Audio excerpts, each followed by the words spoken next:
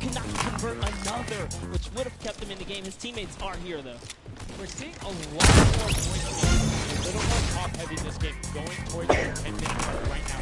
Favorite Revenge and Llama Record Co. 100 points clear. Unfortunately, though, the Funky Fighters have been. If they can't come up to the top, they actually are way out of the average running for the win of this set. So they really need a massive comeback here. But Savenos is showing why he's here with 13 eliminations already. And fall down. Fight for him. Full damage. Yeah, it does reset. That might be one of those moments where you opt for deny, and in fact, he does saying, hey, I'm at 5 HP anyway. I'll see you in a bit. I gotta respawn.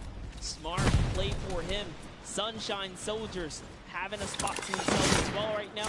Not quite sure who they pushed out here, but they can put flying overhead. And Gotaga, they're doing so good at holding the point here, and this is why they're in the #1 lead. But they don't have too much to play with. Particularly went 12 points per second on that central point. He is open. Gotaga checking his surroundings. No shots. RJ actually using the door edit and just a little counter edit to make sure that nobody is able to come up and contest him, and it just starts raining shots down. Bench, making their lives difficult this game, but up comes Ninja. RJ goes down Chappy, goes down Ninja, gets the flip. Gotaga, will he be able to find the last hit? Ninja intelligently backs away and strafes it out. He picks that one up, and they get control. Yeah, I love how he played that step, sidestepping so that he can just stay alive, because it doesn't matter if your team successfully wipes the point. If you don't have your captain there to seal the deal for the points afterwards, then you cannot earn anything from it. Here comes Gotaga, he's throwing himself into the fire, straight into the point there. He gets taken out. Here it is, Tomaya's team has fallen to last place. Can they make a miraculous comeback here before the 7-minute mark? Maybe kind of get themselves in the running. They're trying their hardest. And I mean, generally we talk about caster curses, it might be like player jinxes going on right now. Everyone's saying, yeah, we're doing well, we're going to stick to our game plan. That just shows you no one is safe here. These guys are evolving, and they're playing a better game after game. Here goes Scissor. One more swipe there, but Clytax wins the small engagement. And Clytax he's been playing so incredibly well, being aggressive, getting into spaces, and doing it all on the rear attack. But he's been consistently highest up there in terms of Elam. This is trying to get some pressure down, but good defensive building there from Kororo. Ryan Transit comes up the side and cleans it up. But there is Hand of Blood coming directly down. Danya is also up there. We got a 3-way battle, but it's 4 chickens saying, this is our roost, get out.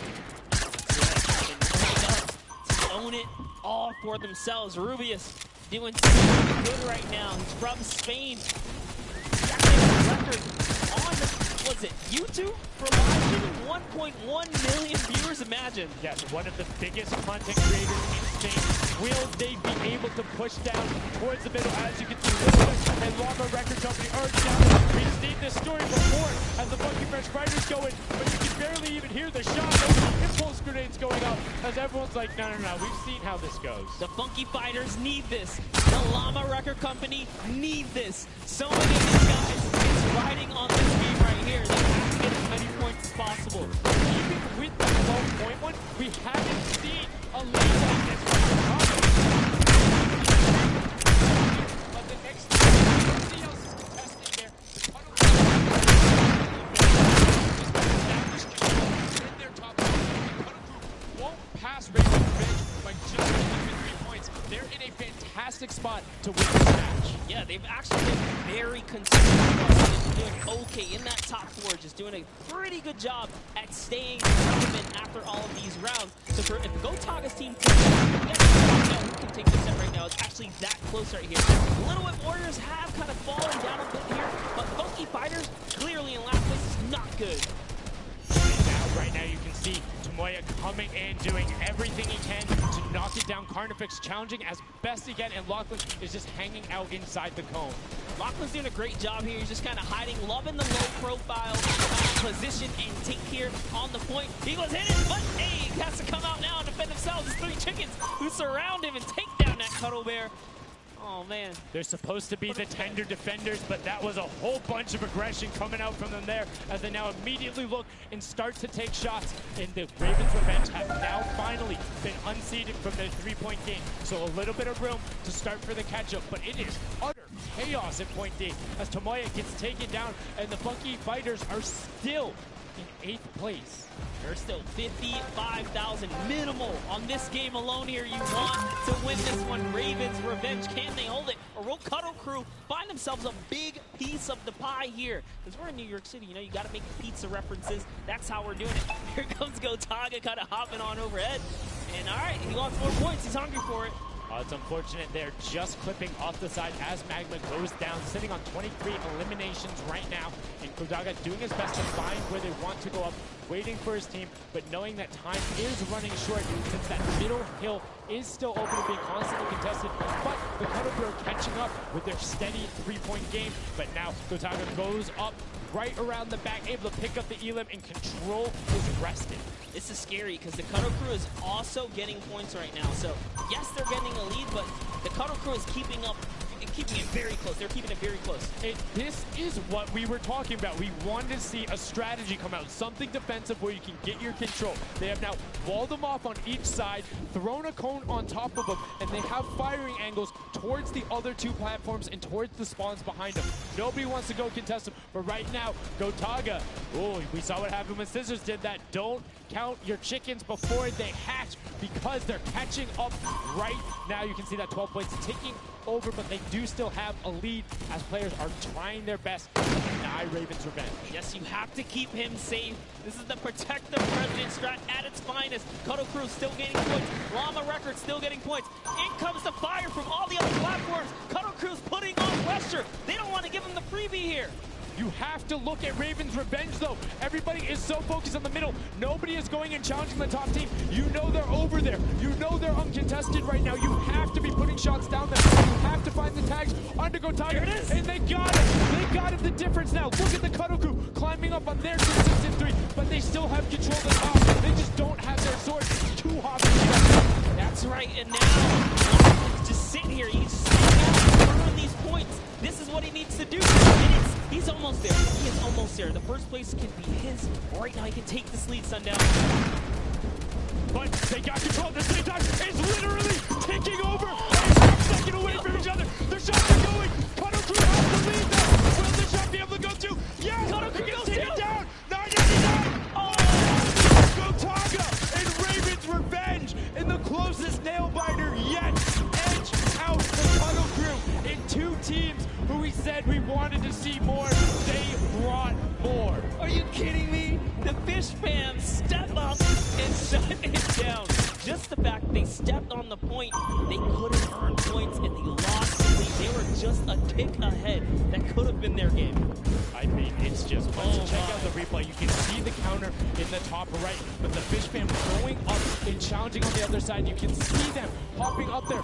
No one was at the Ravens Revenge as soon as they were there, and the celebration too. You have to be excited when you see that victory royale screen pop off when you're up there. I mean, what's it like to win a game on that stage? I have no idea. Those guys did well. You know, at some point before the day's over, we really got to recap the other point of a point of view there, because they had it. They were one tick ahead. They were there, knocking on the door, 55,000 away from bonus prize on top of this entire competition. Right there.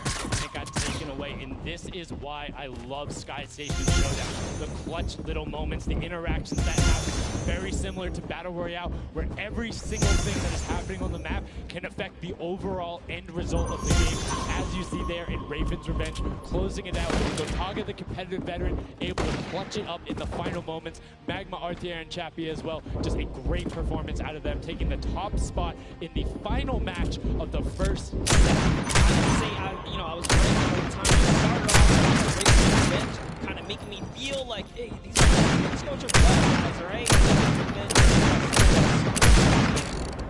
Told you. You know, it's not wrong. They were able to take it there, but we're going to throw it up top to an interview with Ravens Revenge with Zeke. Zeke, you there, buddy? I am here, Sundown. Thank you so much. Fun fact, Monster Impact say Raven's Revenge would win. I've got your back, Monster. I am here. You guys got your revenge. I gotta ask, first question to you, Gotaga. How is it, the stadium, the fans, the roar, and to be faced off with your peers? Was it what you expected? Honestly, it's crazy, and I have a really strong team. We are learning a lot from our mistakes, and I'm so glad to be here, to be honest. I don't know how to describe it. Like, it's pretty crazy. It's pretty crazy being here. I'm right there with you. All right, so now who's the overall shot caller? Is it Gotaga? Is it you? Who is it? Kind of all four of us. We were playing too afraid at first, so we just had to just go in there and just kill them as fast as we could, and then spawn trap.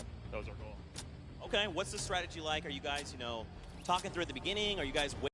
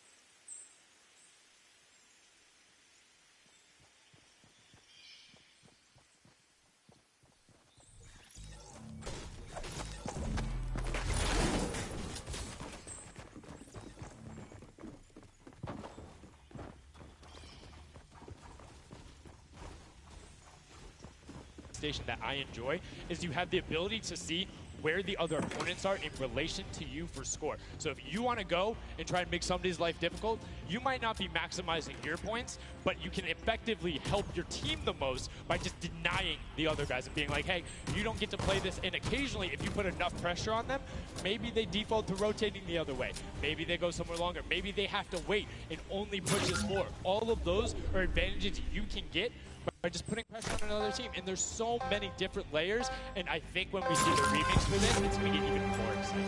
Yeah, don't forget, guys, here and at home, there's a remix version. We have some nice twisted surprise that we will see unfold as the day goes on. That was just our first iteration of this round, and honestly, it was a great set. But that just leaves us with the question, too. The Funky Fighters, they had an amazing opening, right? Second place is great. You get big prize bonus for that. You win game 2, and then you kind of flop game 3. Depending on where they went, their have really been anchored there. Yeah, that ends up being really, really, really harmful. But luckily there, if you're in the forest to age range, there's no additional, I don't want to say penalty, because they're all getting $10,000 for the match in itself. So there's just no additional gain after that fact. You're still able to stay par. So fourth would have been just as bad, but eighth, you're kind of looking like, oh, that'll really bring down the average. It's not the worst case scenario going on there. So they should still be at least in the running, but you can't be comfortable. Like, not at all. It's so incredible, and now we are going to go over to the stage. We have the results, and your set. The winner is the Funky Fighters. The last match was not enough. The singular win in the double goes over to them. They will have that first silver llama, and there he is throwing it up, and I mean, you gotta be happy. They did it. I thought maybe it wasn't enough, but it was. Love this celebration right here. You kind of are like, it's a little, I don't want to say like bittersweet there, but it's like, oh, you like get pushed out in the last game, and then boom, you get it. But now the silver llama over, they're happy, they realize, and the big thing, that gives them a leg up for the rest of the competition. If they can win the next match, another team has to win both of them.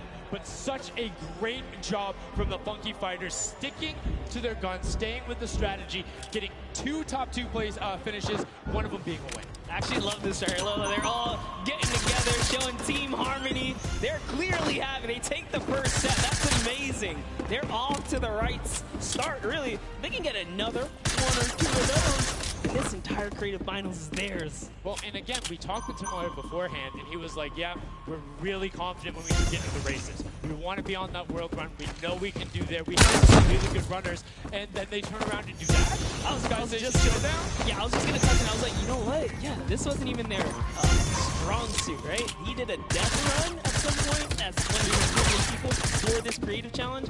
So for him to take what might be one of our, you know, toe-to-toe PvP sessions, that's actually crazy. And here's the team standings. Yeah, look at the final team standings. So Llama Rebels do just get out by $1,500 there. The Funky Fighters, you can see on the right-hand side, have been awarded that silver. Llama rounding it out. You have Brave Team Bench in the top 3, Cuddle Crew and Little Whip Warriors both at 55. And then 4th and 5th, Fish Band, Sunshine Soldiers. I almost got that one, 6th and 7th. And then 8th there are the Chicken Champions. But this is set 1 of 4. There's still tons of creative games to be going on. I mean, it's been so good. And like we talked about earlier, we have a never-before-seen maps and game mode for you guys. Now, I know we released Prop Hunt. It's something that's kind of similar to that.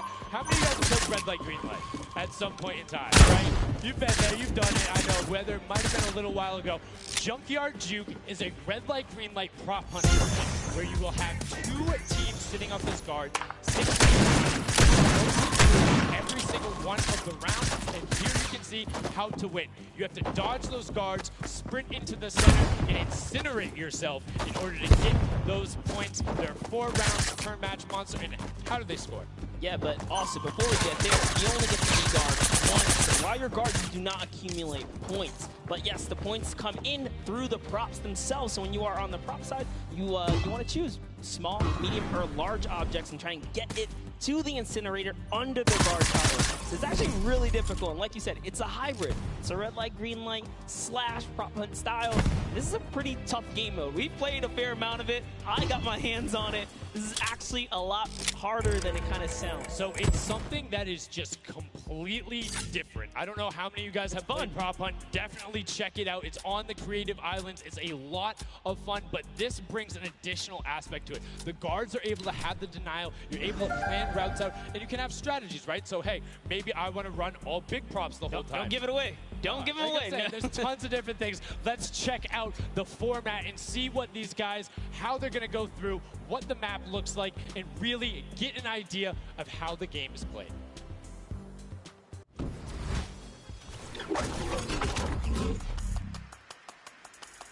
Get ready for more creative Fortnite with the latest competitive creative map, Junkyard Juke.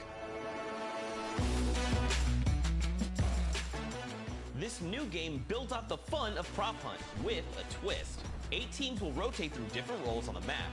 6 teams will transform into props and attempt to make it into the center of the map, while 2 teams of guards try to keep them away.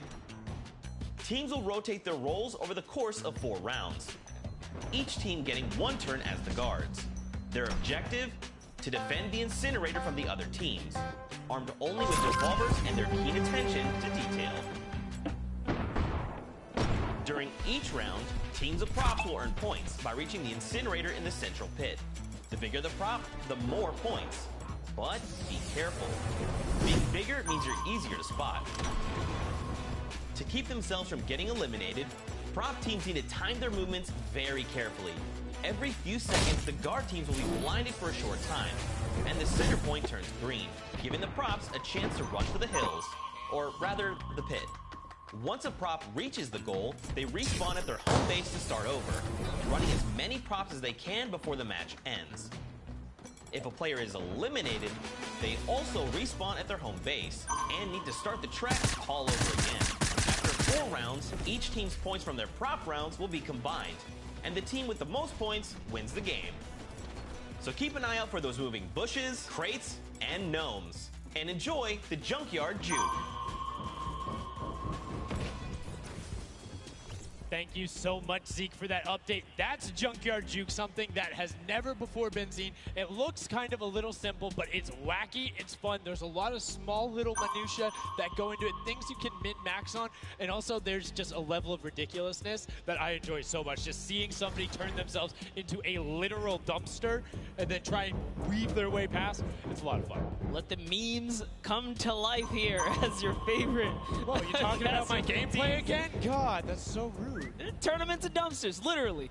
We'll get to see that unfold here as, I gotta say, this is a frustrating game mode. It's very difficult. You guys are gonna see why. It is gonna be tough for some of these guys to bring in those big point objects, and that's just gonna be the name of it.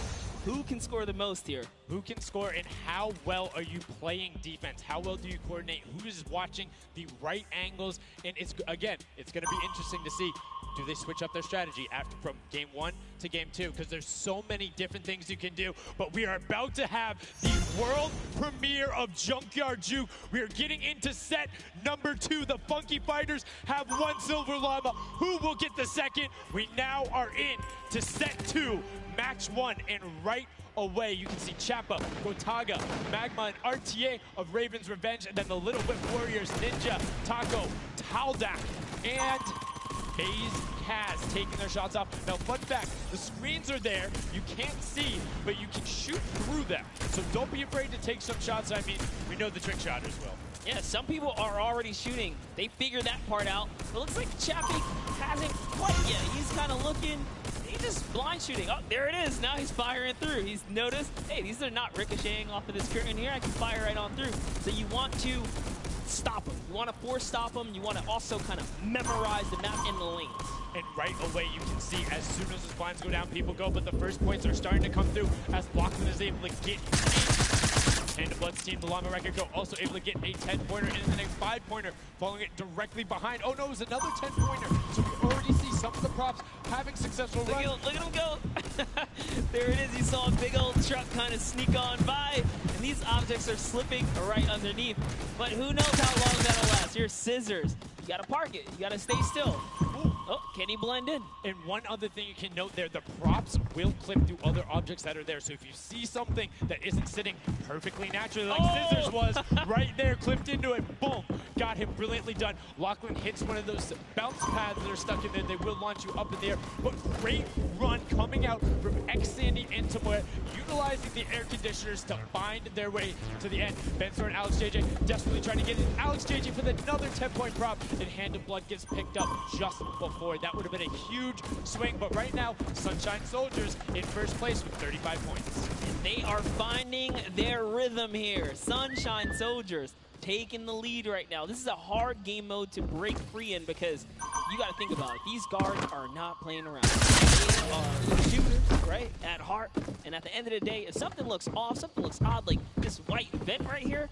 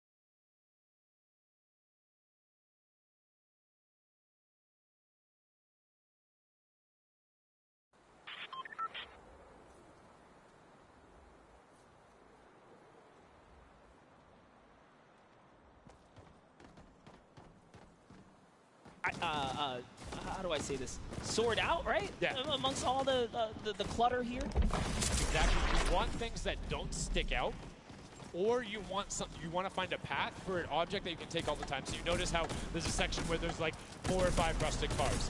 Grab a rusted car and go park yourself with those, because yes, the guy knows, oh, there's a bunch of rusted cars there.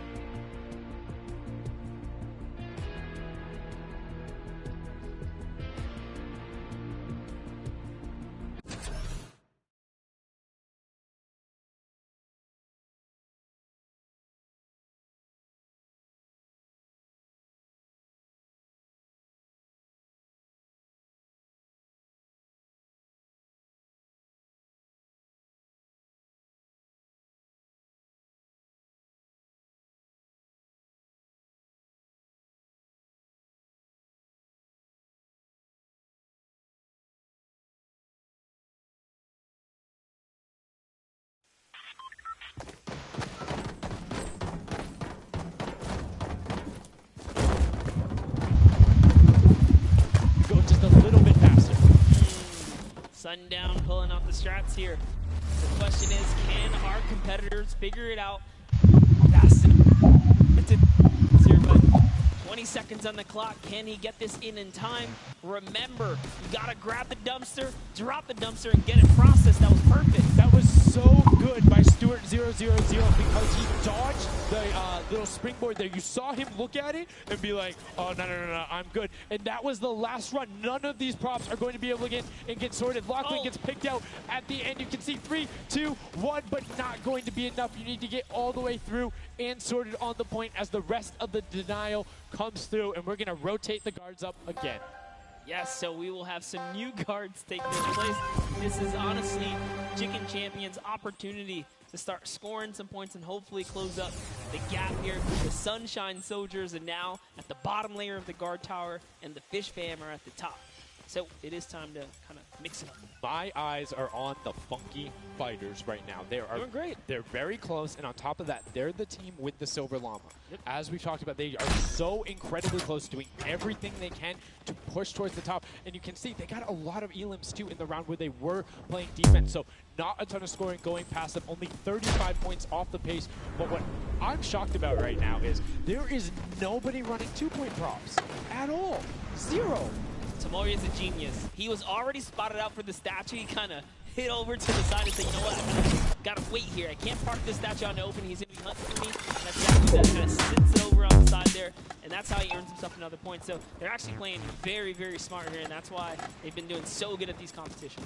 I think the guards need to be slightly more aggressive. There's no use. Is unlimited ammunition. You can't run out. Oh. If you think something is suspicious, or if you just want to take a shot at it, shoot a shot. Yeah. What's the worst case that happens? You miss? There's no accuracy stats going on there. If something looks suspicious, don't let it through. You're the guards, and you want to deny as much as possible. And again, every match is for $55,000 for the winning team. You want that, and that will lead into the Llamas as well. You don't want to end up in that 4th to 8th spot. You want to push past your competitors as we see a whole mess of air conditioners going in there, the water heaters in. It was fantastic for Ravens Revenge, and Llama Record Co. are also climbing their way up the leaderboard, 110 points so far. Great job for the Llama Record Company. Alex, JJ, Carnifex, Venos, and Hand of Blood. This team is doing great right here as they seemingly inch their way to the top now, overtaking the Cuddle Crew, which, by the way, Lachlan's team has been showing up here. It's good to see them, you know, catch a little bit of domination here in this Junkyard Juke.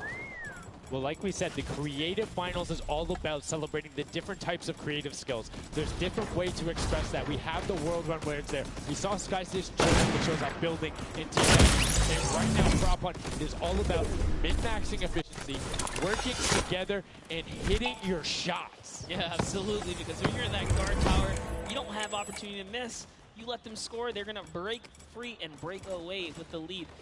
Here's a look at Svenos here, who's that bullseye, just kind of blending right in. The archery target, there's a lot of them out there, but you need to be careful because they're slightly harder. And come on. Uh-oh. Really? He's floating up Really? there. You can see kind of like the look on his face. He's like, there's no way this works. And one other thing to talk about is orientation of your props. You notice he actually swapped his camera and pointed in the other direction. Oh. Unfortunately, was clipping into the trash bag there. But if you're running forward, your prop faces backwards. So you need to run and then turn, settle yourself. That's the best way. Or you orient yourself around the stuff that's near you. Because if you're facing in a totally random direction, that'll earn a bullet in most circumstances. I love how aggressive they were at the final moments. The clock was. You gotta go. Yeah, the clock was ticking. They're like, you know what? We gotta get in here. But that was round 3 of 4 for this first game right here. And you know, it's kind of going either which way. So if you've already had your shot at the guard tower, you're safe. You're good. You can keep getting points. But if this is your last opportunity, you're in a guard tower. That's all the points you got. That's it. They have to hold strong. So this is where it really comes into mind who is running, who is in the tower, and what does the scoreboard look like. So right now we can see right away Llama Record Co. is up there, and I believe it's with, I didn't see who that other team was. When we pan back over, we'll call that out. But Llama Record Co. is in first right now, and I think Carter Crew is with them as well. So it's typical that the top 2 would be up there, and it is. The top 2 teams are in the guard tower. So right now, everyone needs to unseat them, otherwise they will take this first match of set 2. I'll be honest with you, it's a pretty big lead. That's a substantial lead. Whoever is left in the game, the Sunshine Soldiers, the Funky Fighters, the Chicken Champions, you got to bring these big items through and do it successfully with a limited time left in this round right here, because if not, it's going to be hard to catch up to that 150. We're starting to see a little bit more consistency right there. And look at Svenos shooting. He's just shooting everything. He's not worried in terms of going through there. Does hit one elim, fires the shots off, going through, trying to look at just any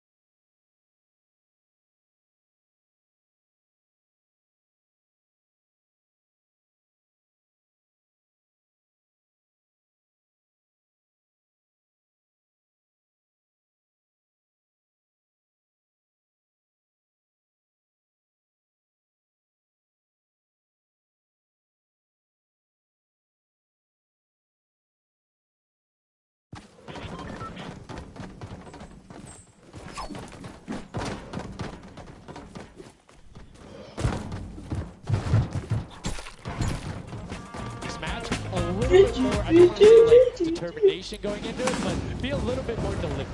That's right, but let's go ahead and hear from some of the deliberate actions over with Zeke down with our What's up, guys? I'm hanging out with the Llama Record Company. They went way to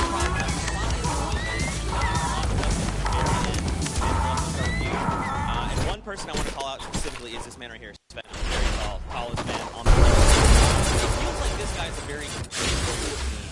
And I want to know why him, and then also why you picked these other two. Yeah, I mean, I picked all those guys because this game mode is all about skill. There are no random things in it. You need good aim, you need decision making for sure. And Reynolds, I mean, he's like a Spandau. He really likes Spandau. That's kind of the best city in the world. And that's why I picked him first, for example. Okay, now Svenos, I'm going to put you on blast for a second because we've known each other quite a while. You know, I'd like to believe that your creativity is what allowed you to win. Let's think back to the time where you wore an entire green outfit and you danced and had a galaxy over yourself. Do you feel like that galaxy and that kind of creativity helped you get this dub? I don't know what you're talking about, mate. I think people at home that watched, you guys probably know exactly what I'm talking about. Let's go over this way now. What do you think about the game? Was it what you expected? Was it different to catch off guard? Were you ready to just jump into it? It's enjoyable. Once you get the hang of it, it gets a lot easier. You just got to work on the game in which team the power and you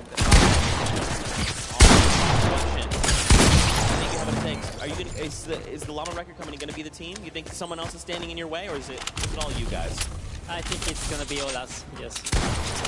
There you go. Man, a few words, that's all they need. Gentlemen, thank you so much. Best of luck going forward. Back to you guys on the desk. Thank you so much, Zeke. Another brilliant performance there coming out of the Llama Record Company. We talked about their versatility. We talked about how quickly they pick up competitive matches. But this is what happened in the first set, right? They were there. They were confident. They were like, yeah, once you get it, it's easy. And then all the other teams immediately caught up. So it'll be very interesting to see if that same story from set 1 is what's happening in set 2. Yep, that's right. Alex up there said it best. You know, he had the confidence, he felt good in those final moments. Hey, you know, once you figure out who's aiming, maybe just avoid him. Yeah, I mean, if somebody is hitting all their shots, you need to take a different route. You can't go and continuously challenge them because, again, we talked about that. If you waste all the time to run through and the guy hits, I don't want to say lucky blind fire, but a consistent blind fire through there, don't keep running that way. But like we said, this is the first time seeing the Junkyard Juke mode, and we talked about the Prop Hunt mode earlier, but you can play it live right now in-game. There's an LTN that's available only for this weekend. Let's check it out.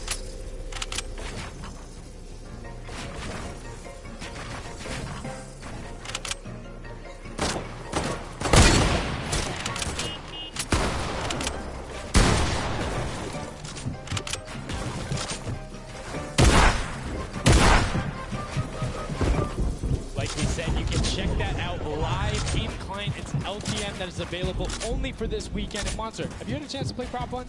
Well, all week long now, I finally really got to experience the Prop Hunt. Before this, I kind of heard you guys talk about it. I was like, is that something I want to try out? But no, it honestly wasn't.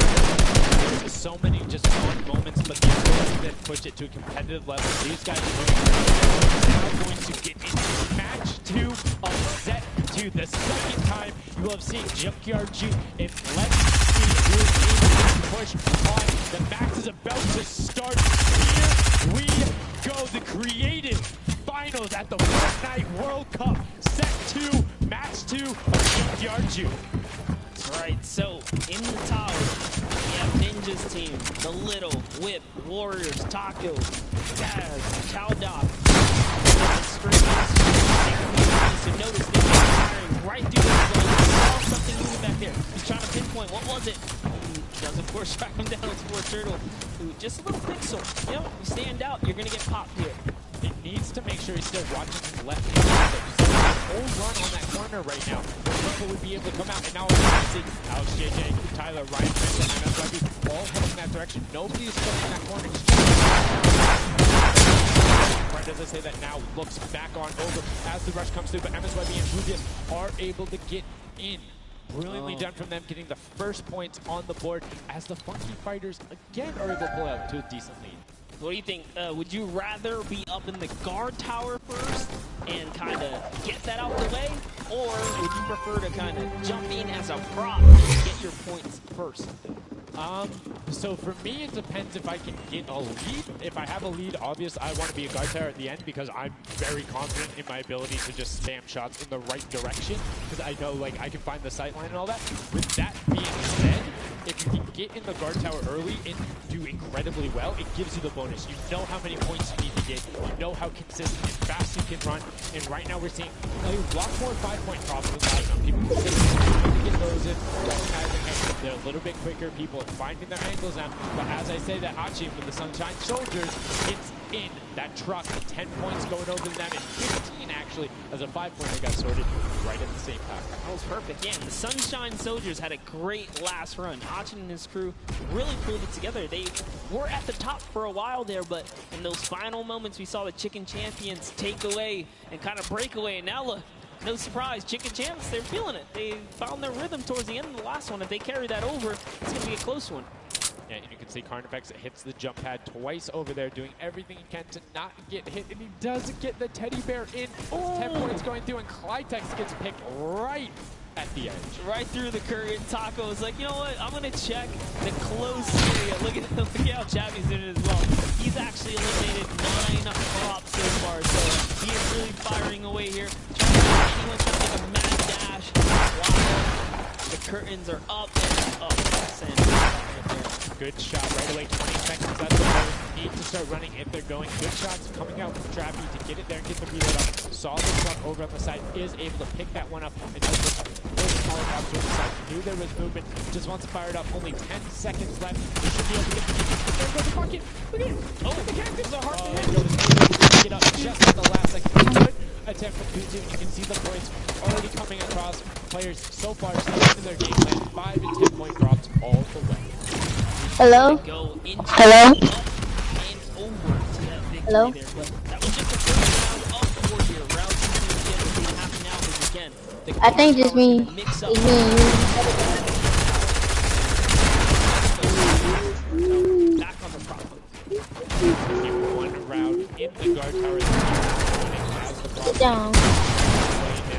Oh no! No, don't kill me! Not letting anything happen as the props march their way out of space. This is fun right here. I love watching these trucks waddle about. Really trying to and they see the light go change, plant themselves down, and back out to the field here. They're desperately trying to go help. There's no way. You're stacked on top of it. When you get you one to two shots are going towards right now. Zam trying to get that cuddly there. The incinerator, not a sentence I thought I would say there. As the ultimate is doing everything he can, hits the bounce target twice and is able to convert as Magma gets another good run and sneaks in under the shots of Dracius. That's right. This is just getting closer and closer. We have a 3-way tie now. The Fish Fam, Llama Record Company, the Cuddle Crew, all at the top here, and it's still a very close game so far.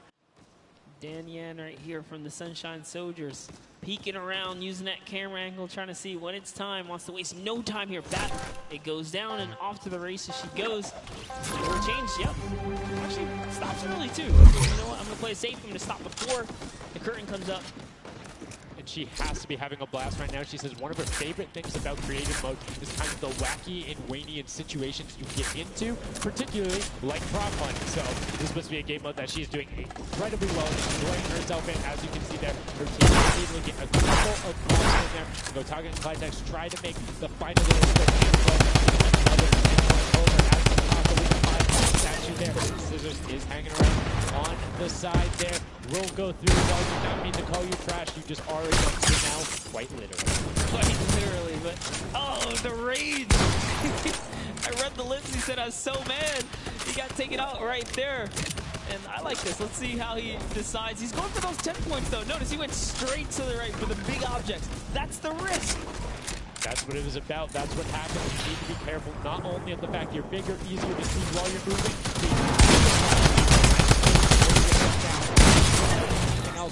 45 seconds remaining in round 2. And you can see before the guy looked at him, he's like, I don't, I'm out.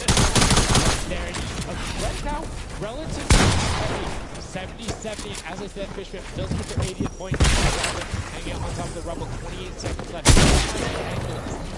You know, he actually didn't park either. He just jumped on top of it. Yo, I haven't been to this section here where all the vehicles are. This is the section I'm talking about where you can grab a burger in a bucket, yourself except for during one period. And as long as you either full run the time through or you opt to sit still during that time, then you're good. You will score literally every single run. It's just you have to be a 2-point prop and you have to go to that exit. Canyon right there, unfortunately, couldn't push through in those final moments there. And that was round 2 of 4. We are looking to get into round 3 next. So they can earn some more points. Every single set matters. Every game matters because there's a lot of prize in it. Yes, every single match is scored. The top 4 will receive a gradient of money going from $55,000 down to 20, and then you have the 4th through 10th all receiving 10. That prize is then decided who will receive the Silver Llama fighters currently have. But you can't just be trying to squeeze it behind that and not think someone's going to see the tail end of it. Here we have Bensor and Drakias close by one another. Bensor gets popped through the blinds there. And wait, so he's going to take a couple shots. He said, does his truck belong here? He did miss though. Look for him. The bad aim and that moment right there is going to allow him to sneak that big 10-point. No! He gets taken out. Right there, that's no points for him. 10 is huge in this mode too. It's very difficult to get a vehicle all the way through. I mean, it's swingy, right? If you think about it, the last round was one with 150 points, right? So if you get a singular 10-point profit, that's not an insignificant percentage there. Like, that's going to be able to help your team, but you also need to stay out there as Corgola. The crouch button was like, wiggle a little bit there. Yoink. Ninja, Ryan, Fronta, Chappie, and many others still peeking around. You see Tyler shooting straight through the curtain. It almost looks like he's beelining his shots down the aisle there, trying to see if he can get anyone trying to enter. Zan sees one pop up in the air, and I think he might have clipped that person out. Nobody was watching that side. Oh. Fishman needs to be better. Nobody was covering that other side. We saw 2 teams. Llama Record Company still holding the lead, sitting at 100 points, but don't forget Fishman are up on top right now. Are the guys which are not scoring? So fast. Ryan Frost is so fast with this. He's been moving it. He doesn't care. He's going all the way for it. He's got to watch for traps.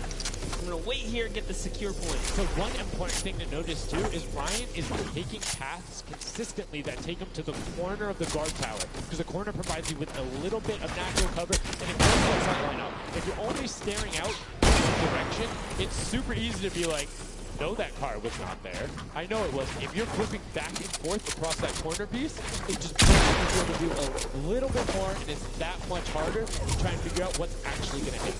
Ryan, oh boy, is MSYB going to be able to sneak this huge chuck in? Oh, he actually hit something. Shot did not come back in time. Just that big archery target was almost enough to kind of block him right there. Venos gets another large object in as well. That's another 10-pointer for the Llama record. It was fully processed here, so now he's at 130. Can the Cuddle Crew hold the lead here, though? Can they secure it? All the Llama record company needs to not score right now, and they'll continue to kind of stay in the lead. And you can see Scissors is hitting a ton of shots. They're trying to get the retribution as the guard, and now we're heading into our final round of match number 2. So we'll see who the guards are, see what the stakes are, and who will be able to take that #1 spot. Again, first place, $55,000, that much closer to Silver Llama number 2. And again, we have the Cuddle Crew and Llama Record Co.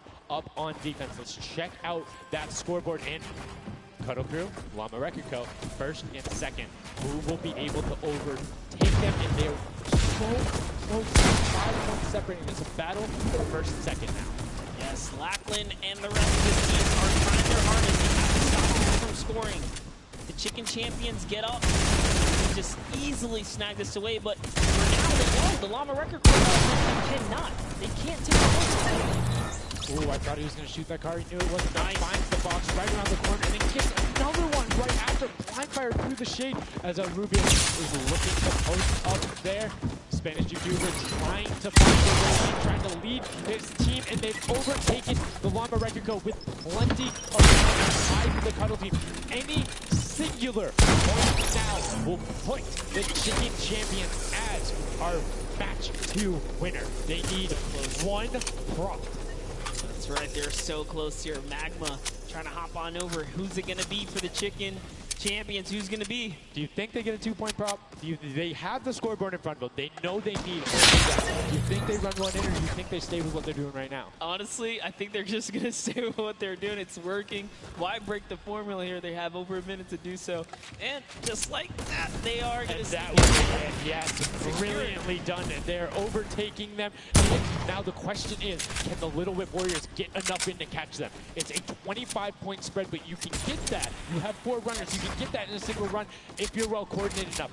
Will they be able to catch up, or can the Chicken Champions edge it out and be our match 2 victors? That's right, because the Cuddle crew is now bumped out. The Chicken Champions are holding it. The Whip Warriors have scored, though. 1 minute left here. Uh-oh. Raven's Revenge coming up as well, as is the Fish Fam. This is actually getting closer than we would have thought. They're close to pushing up the Cuddle crew and Llamas. Little Whip Ninja also getting the 5 points there. Will be able to overtake. Don't forget, you don't want to end up at least breaking into top court to get a little bit of the differentiation. Surprising. The champions are pulling, keeping that 25-point difference so far between the Little Whip Warriors. Little Whip needs to find a coordinated run with 10-point props in these last 30 seconds, or they're not going to get it. Meanwhile, Bensor running that statue and trying to lock up everything he can for the lead, and he's being extremely patient with it. Taking a corner run, finding everything he needs to do. Little Whip does get a 5 and a 10, and they're still now only 20 points behind, but Bensor is going to be able to lock that one up from there. 5 points, 25 and 15 seconds left. The Chicken Champions are sitting pretty. Yes, that's right. If the Little Whip Warriors don't score big right now with all big props, it's going to be all over in 3 seconds. And it's not going to be enough here because the Chicken Champions, they actually pushed the lead even further. Did you see what happened in the last second? They did score. No, Raven's Revenge grabbed a 2-point prop, hard ran all the way through, got it in, right? And then that pushed them from 4th into 3rd. When we talk about every little interaction mattering, that was it. But the Chicken Champions, one might be able to say, that was excellent. That title for the match 2 victory and putting them in a good spot to contend for the second. You can see the excitement on their faces as they just realize, hey man, we got this. We're in the running here. Junkyard Juke could be ours. And you can see they're still talking gameplay right now. Like, they want to know, what can we do more? That play you did right there was awesome, but they want the next one because there's 3 matches for each one. And winning there will put them in a fantastic spot to get to the next Silver Llama. You need that in order to be in contention. And if you're able to split it up away and deny it from the Funky Fighters, you'll be wide open. Yes, it's not over yet. It's just another team who takes a victory here, making it that much closer of a running so far. And we saw the Ravens Revenge kind of sneak up too. You need as many points as possible. The bigger the placement, the better the prize as well for the round. So you can't just give up either. You got to push all the way to the final. And hey, hats off to whoever's call that was on Ravens Revenge. That was a brilliant decision, showing exactly why you were able to qualify for the Fortnite World Cup Creative Finals, why you're playing on that stage. Those are the big plays, but again, brilliantly done for the Chicken Champions. Consistent runs, stuck to their statues, stuck to their routes, and took the corners. And now we're actually going to have a chance to talk to our Chicken Champions, the Match 2 champions. Zeke has them up there on the top floor. Zeke, what do you got for us? What's going on, guys? I'm hanging out with the Chicken Champions, guys. That game was insane. Feathers were flying, and you guys clutch it up. You guys were well and ahead of everybody else. Yeah, we practiced yesterday, and everything is thanks to this guy. This guy always goes for the 10 points, always, and he always gets it. So thanks to you, man. All right, then I'm coming to you, Mr. Carey. What was the strategy? How did you get the 10 points in there? Was it the same every time? Did you switch things up? Yeah, go for the 10 points each time and do the same strategy, and it seems to work. So. So in this intense game of red light, green light, were you like stopping early, or were you just like going as far as you could go and then waiting for someone to spot you and stopping, or what was your plan? I'm taking it very patiently. All right, now over to you guys. What do you guys think of this game mode? Has it been everything you thought it's been? Yeah, it's great. We had a game plan. We definitely did what we came to do, and that's what we expected. Very well executed. Down, lay an egg. All right, final question for you. I want to give you the chance to tell the world, you know, all the fans something. What do you want to say? Thanks for the support, the playing for the other world, and my team is it's good in this mode, and I hope we win the next match. There you go. The excitement is real. Gentlemen, congratulations. Best of luck going forward. We're sending you back your way. Brilliantly done there from the Chicken Champions. Thank you so much, Zeke. They're excited to be there. They stuck to the gameplay. And shout out to Benso. The one thing he was looking forward to on this trip, he wanted to play in front of a big crowd. He got that moment, running through, securing that for the Chicken Champions. And immediately El Rubius turned to him and was like, it's all him, man. He put the team on his back or put the team in his dumpster. I don't know. That normally that wouldn't be a good thing. But in this circumstance, hey, it worked out for him. Yeah, another prop to Kyoto as well. The only, or one of two controller players here, you know, in the creative finals. So very nice of him to kind of represent for those guys as well. And again, showing that he's got the moves out there. He had the moves, was able to find the right angles, and now some developments from match 1 to match 2. What was the big thing that was different? And that last one, honestly, finally seeing someone pick up those 2-point props, right? Using those are points right there. But with that, we'll jump over to Bala. We'll take a fun look at some of the things that developed in our last few moments. Thank you so much, guys. Yes, the Junkyard Juke is developing nicely. Everybody's starting to figure out what all the different tools and props they have available to them. So with that, we're going to hop into some of the tips and tricks from the Junkyard Juke so far. We can roll the clip right now as all these players. First thing I want to point out is there are these springboards. Unfortunately, Danyan gets picked out of the sky there. Not too happy about that. But moving on to Tomoya using the stat. Scores I saw higher point object. This is him for springboard, the recovery, and just barely doesn't get into the incinerator at the last second. Here we have Tomoya. No, sorry. Again, just an awesome run towards there, looking like a scene out of everybody, you know, crossing the street at the same time. Here's Tracius hitting some amazing shots through the black. And then he just continues shooting, just hoping that he can get a shot. This is the other team, the Cuddle Crew, doing the same thing, but then also synchronizing, making sure they have coverage on all angles. Finally, Tomoya made some amazing calls. We'll listen to them in a second. But this is what he did, always timing it perfectly so that he can get in and make sure that his teammates also go at the same time, make it into that incinerator. So we're going to head and listen to what those communications were like from Tomoya and team. In this one, they made sure the countdown was perfect. 1, 2, 3, 4, 10, I got 10, I got 10. Nice! 1, 2, 3, 4, 5, stop. I'll take it. If they don't kill me, I'll go 10. No, 1, 2, 3, yeah, I got 5, 4, I got 10. No! You killed me! Oh. We are strong team. Yeah, I scored 0 in the second one, that's the problem. I scored 0 in the first one, so... like, we are all close points. There you go. Monkey Fighters, you know they won the first Silver Llama. We're gonna see if they can win the next one. We got one more match here on Junkyard Juke to go. And we'll see who will come out on top with the Silver Llama from this. Guys, back to you.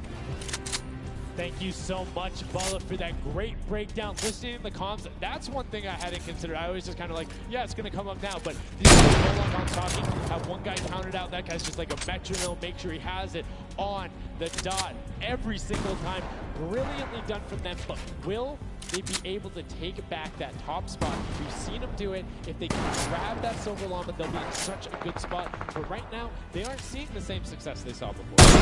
Want to get the Silver Llama, but to get there, you got to make a new strategy. I think that right there, there was a lot of information in that bit right there. You kind of noticed the team synergy, and he said something very important in his interview there. He talked about being patient.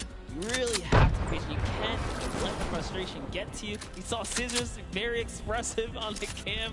Just, it's hard to get the pointer, and that's what I talked about before this whole thing started. I said, trust me, this is a lot harder than you guys think. You might just, you know, oh yeah, I'll turn it to something and run it through. Nah, man, you're gonna get shut down. Well, I mean, it's just like, if you think about it, it's the mental aspect that if you're able to front somebody else, then there's that much more off the game. And these guys are all great at that, coming through from some of the depth run qualifiers. It makes it that much harder. But thank you guys so much for joining us here. And again, don't forget, there is fantastic, awesome event-specific merch starting here right now today on the 26th. You can also get it on retailrow.com. Make sure you celebrate the event. Remember it, grab some from your friends, your brothers, your family, people who couldn't be here, and celebrate the first ever Fortnite World Cup. Yeah, you saw some of your favorite pros and competitors here rocking that new swag. Definitely loving it. All types of collaborations going on here. I love it when Fortnite releases new gear. It's kind of really spice it up. I'm always a fan of anything Fortnite swag. That's pretty much like 98% of my wardrobe at this point. I mean, love the logos, love the bright colors, but enough from us. Match 3, set number 2, the final one on the original version of Junkyard Juke before we see the remix later on. Are you guys ready? And let's begin. The first round is underway. Number 3, set number 2. Who will be able to incinerate the props the most? Who will push out to the lead? And can anybody upset the funky fighters who took that first lobby? You need to make sure they don't get this one here. And basically, everyone's first place. You can see there, Taldak did land a shot straight through the curtain. Very nicely done. Another kind of lane, right? You want to look at your lane, see which lane is available to you that's easy to maneuver. For example here, using a bear. There are no bears in this section, but he says, you know what, it's all good. I can sneak this around. So the big thing with the bear, though, that you don't really consider is the coloring in the background. You're in the desert, you're a little bit in those desert biome situations. There's a lot of kind of muddled grounds and oranges around there. It makes it that much harder to stick out. However, if you if you grab the snowman, you're just really flexing on everything. It's like, yeah, I'm a snowman in the desert, and I'm gonna score on you. That's pretty hilarious because, you know, we haven't seen anyone pull out the weird objects in the back end for good reason. There are a couple other fun ones back there if we get a pan around later. Hopefully notice a big old snowman or something like that. But with all this money on the line, there's no way anyone has time to play around like that. You can't play around. Every single one of those runs matters. And right now, we see Sunshine Soldiers swapping over. They've already put in 2 2-point props, so need to be slightly more efficient on those runs, but good job getting on the board and consistently. That 5-pointer goes in. Boom, they're ahead of the Funky Fresh, who have had a singular 10-point run, so trying to get every possible point. It's all about min and maxing efficiency. Honestly, the Little Warriors are doing a great job at defending here. They all have a ton of eliminations. Taldak is 6, Top 5, Kaz and Ninja, both have 7. That is pretty good. They're shutting down all of their lane. These guys are not here to play. Remember, as your guards don't accumulate any points, so it's good. They're not going to do a great job. Keeping them out, making sure you find the right lane angles, and also sometimes just putting shots out in the right spot. You just need to be able to consistently deny as much as possible. But Taldak, that was sick! I was like, are you behind that? Yes, what's that? Didn't see that there before, didn't see that either. Taldak doing a good job so far, spotting things through the curtain. Let's see if he can find another here. The random shot. Oh, something landed. That's why you don't want to hit those spring traps there.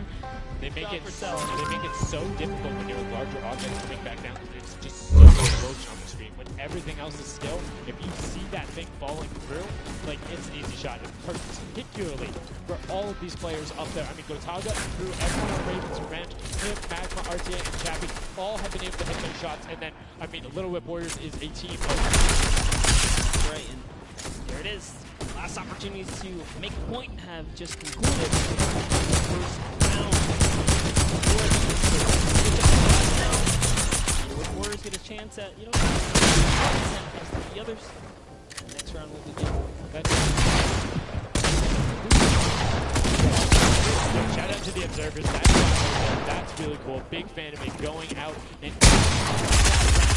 is underneath the final on Junkyard Juke of set 2. Right off the bat, 2 archery targets and a water heater marching on. Yep, that archery target is where the can bring that all the way through.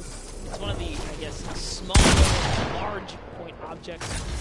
Aqua doesn't even care. He's impatient. He saw the blind open up. He just kept going. Savenoff did pump the brakes, so even right here, notice, stops very early. He's just trying to blend in and get as many points as possible right here. Ooh. Did get picked up. It might have been the book there. That's the one thing that you need to note that makes it very difficult about the bullseye with the opening target. It's the fact that because it has those placed legs, you have to be deliberate about where you're setting down. Otherwise, you're right, like, boom, right there. That book would be a giveaway. If somebody decided to look down and double check that box, but there's 6 other boxes around. So relatively safe. Good path chosen there from Tyler, and opts to stop and being, a little bit of patience, and might have cost him there. I think he would have had it if he had just go full send, and I think he thinks so too. Yo, it makes me laugh to see him scratch his head, his jaw just like, oh, being so close and not making it through is so unfortunate. Taudak is going to find a little bit of success there as the Suezo, and you saw Alex J for a bit is very close to scoring as well. Here's Zan from the Fish Fam, representing, hugging really close to that cactus. So long as he's not pushing through it, he's going to be able to sneak on out. He kind of hiccups there. He's going to go all the way. He doesn't care if the curtain comes down. He sneaks right underneath Tomoya. And his team of top Funky Fighters are at 35 points now in the guard tower. They can't earn anymore. That was a great run there by Zandy Knight. He's kind of waiting till the blinds go down, making sure he can find him, and pushing it towards needs to be careful. All of that spring right there, but it doesn't matter. It gets picked up anyway, as it's like, hey, there wasn't a card there before. Alex JJ now looking to find a run. You can see Fish Fam and Llama Record Code currently hanging out at the top, but again, haven't had the chance to be up there, so can be expected. Alex JJ now 2 targets, both running out. Good stops at the same time, but if you give 2 people they need the same path as the same item, it kind of has a little bit more benefit because you're like, yeah, those were both there behind. There's no way those are both. That's what I was going to say. I was like, you know what? Honestly, you see a bunch of the same things, they blend in a little more. It's when something's an oddball that you really start to shoot. So maybe it is a good idea for timing, right? But there's split spawns, so you don't always consistently. There's different spawn points around the map that have the different exits as you go out, so you can coordinate with a teammate. Or what you can also do is sort of bait somebody else to do it, right? So you see somebody who's running a archery target, and you're like, okay, I'm just going to grab that too, and you follow their path. And if they get picked up, oh, well, you look slightly more natural, particularly if you're that much. You can see them going into the box. Svenasson does hit the spring. He's hanging out behind the car and will get the score. That was a great run. Yeah, he actually recognized Horace was not looking down in the right direction, so he took advantage of that. Funky Fighter let his guard down for just a second there, and he did manage to sneak on through. So that was the big point there in the final seconds of this round. So we close there. Next round is going to begin. We're going to switch up the guards. Look. No dancing, just props and shots going out from the guards. Round 3 kicking off in the final match of set 2 at the Creative Finals. Who will be able to take that second silver Llama? You see Benzo is going in for the 10-point prop right away. Kutu does get the Mimic, but then opts to go for a different route as players are starting to feel a little bit of the pressure here. You can tell they need to score points. It's the first time we're starting to see some gnomes out there and another teddy bear on the run. That's right, Kantaka representing here. He's putting himself straight behind every object that he can. I love that they're using the smaller objects. It's so much easier to score with those. When you bring those big ones out, it really is hard. He actually put himself inside the truck. You see that? He's following Kuta so close here. Just gotta use him as bait, really. As you get behind him, he's safe. Yep, because they don't think they're going to fire twice in there. That's the benefit of it. But right away, you see Kaz, Taco, Chappie. Great little run there from the Little Whip Warriors. That's going to push them back into contention. There's 65 points. And the blood. There's another 10 points for Llama Record Go, pushing them up. Of that first match, so they can hold on. Those will be the guards in the final round. They need to build up as much of a lead as possible here. Carraro actually has 15 eliminations, so he had a super successful guard round. But the Chicken Champions need to get picked up here. They need these points. And there it is. He's doing a lot of work for his team, showing that, hey, I can push this up here too. Just gonna go ahead and take that 5-pointer, throw him right over the Fish Fam now. They're in the top 3 running. That was a great run from him. Corner peeked the entire time, made sure nobody was looking for him. Like, he was barely prepared. But right now, Spencer coming through. The Chicken Champions, can they overtake in the last minute? That's 10 for them, and starts pushing up. Llama Record some runs. The Chicken Champions will not be on the defense with them for the last one. So they're pushing through. Right now, it is the Sunshine Soldiers and the Fishman up there, so they're doing their best to delay everyone. Xandy is up by Tyler, and now Carnifex is chilling in the back on that rusted out car. Handed Blood just barely avoids the shot. Oh, going through there. The Tracers finding a way through the window, but not enough as Tracers gets in. 2 more 10-point props. Also going over, and we're seeing, I think, a little bit closer of a score here, minus the fact that the Chicken Champions haven't shot yet.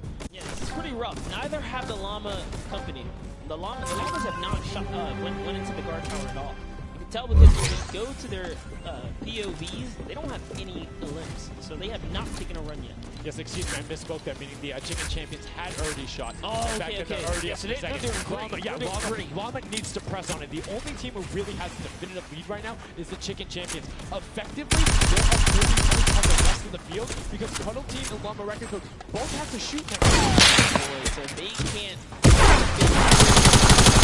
Seconds of something can't get processed. Oh, the poor Burger. Burger did not get processed. We like it, never frozen there. Brilliantly done. Does find it.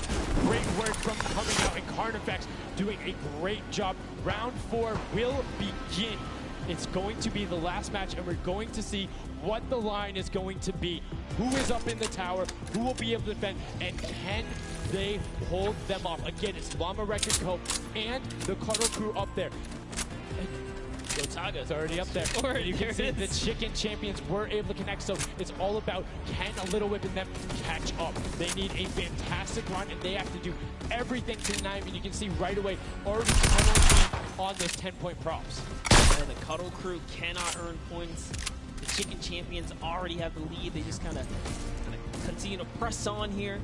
Llama Records are up at their run, but it still matters. There's so much on the line for depending on each game, right? Each game is worth so much. You still want to hold your placement regardless of what. This is still a fantastic game for all the teams in the top 3 right now. And I mean, we saw the Ravens come up huge in their last match, pushing all the way from 7th into 3rd because of clutch last-minute decision-making. Right now, Little Whips are trying to do everything they can to catch up with the Chicken Champions and not deny them. Ninja still sticking with the water heater runs, trying to get as many of those in, but the Chicken Champions are still stretching out their lead. They have a 25-point lead, which means the Little Whip Warriors have to either start fast running with the 5-point props or switch to 10-point props. They cannot catch them doing a patient 5-point strategy right now. They won't have enough time with how good the Chicken Champions have been. They have been the prop masters so far.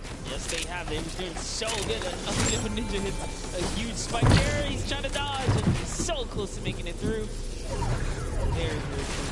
There comes a 10-pointer from Taldock. Sneaks it right in. Straight to the Little Whip Warriors. And that's going to throw him over the Llama Record Company right there. Cuddle Crew actually is somehow up. Look, the Little Whip Warriors actually went to 2nd place now. They're so close to overthrowing the Chicken Champions as well. It's going to come down to the last final moments. Can the Little Whip Warriors get the runs they need to? You can see Kaz is taking the corner route, trying to find whatever he can. He's doing it very well so far. Avoiding the jump pads there. Pretty sure Ninja called those ones out on the runs. He hit them on the last time. You can see they're only 20 points down. They're all on 5-point props right now. They will be able to do it, but all of a sudden, Fish Fam is right there as well. They're only 25 points up. Here comes a rotation of prop. 5 points will be coming across for the Little Whips. Fish Fam also getting it, but Cuddle Crew does finally get pushed up there. Brilliantly done. 15 points now separates them, but Ryan gets one in for the Tender Defenders, pushing it back up to 25 with only 30 remaining. Lucius does get this water heater in if he can be safe. Oh, apologies, hit it so well. He was the statue going on there. And as you can see, hits the jump pad, stays on the corner, will get it in. Push them 30 points clear. But as I say that, Fish Fam catches right back up. 19 seconds left, Monster, in the final match of set 2 on Junkyard Juke. Can the last-minute scores come through? 25 points. They need a run of 10. Kaz got in. The box is coming just behind. Fish Fam gets picked up. The Chicken Champions enough to round out the final match. Brilliantly done in match 2, repeat in match 3. They are the Chicken Champions. Excellently done, and they defended their crown. That's great. Give props to everyone else that managed to hold the top 3 lead, especially right here in the final moments. Little Whip Warriors, the Fish fans really coming up at the end there, bumping up their prize earnings, because every round everyone's a winner, but you can earn just a little bit. You can win a little bit. Yeah, brilliantly done that. And these are actually the creators who helped with this. Brilliantly done from them. Some fantastic gentlemen. Thank you guys all so much for your help in making this mode come to life. Some fine gentlemen up there, the creative builders, were at that game jam out there, spent hours and hours, and it really blows my mind to see what they're able to do in this creative mode. Because like, I'll go in, I'll play some stuff. Yeah, I think I'm pretty good. And they're like, oh yeah, after 20 minutes, I have this full game mode. Here's how the scoring works. Here's the barriers. I'm like, that's the magic of creative, right? These unlimited possibilities, really, when it comes down to coming up with these game modes. We've seen tons of fun ones to develop, not only the kind of fun side of the community, the comp side as well, right? Plenty of great game modes. Yeah, shout out to all the guys out there playing Storm Wars. We know you guys enjoy it, but that was a fantastic way to close out set number 2. And honestly, I enjoyed Junkyard Juke. It was fun to see kind of the definitive playstyles come out. Patience ended up being key, but players started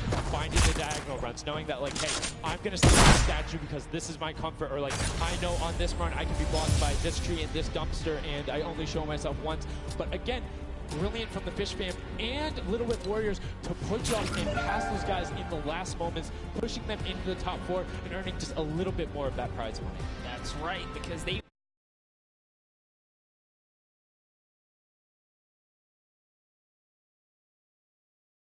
a series of, you know, I guess different people succeeding, right? And all of these, the Chicken Champions really kind of came out.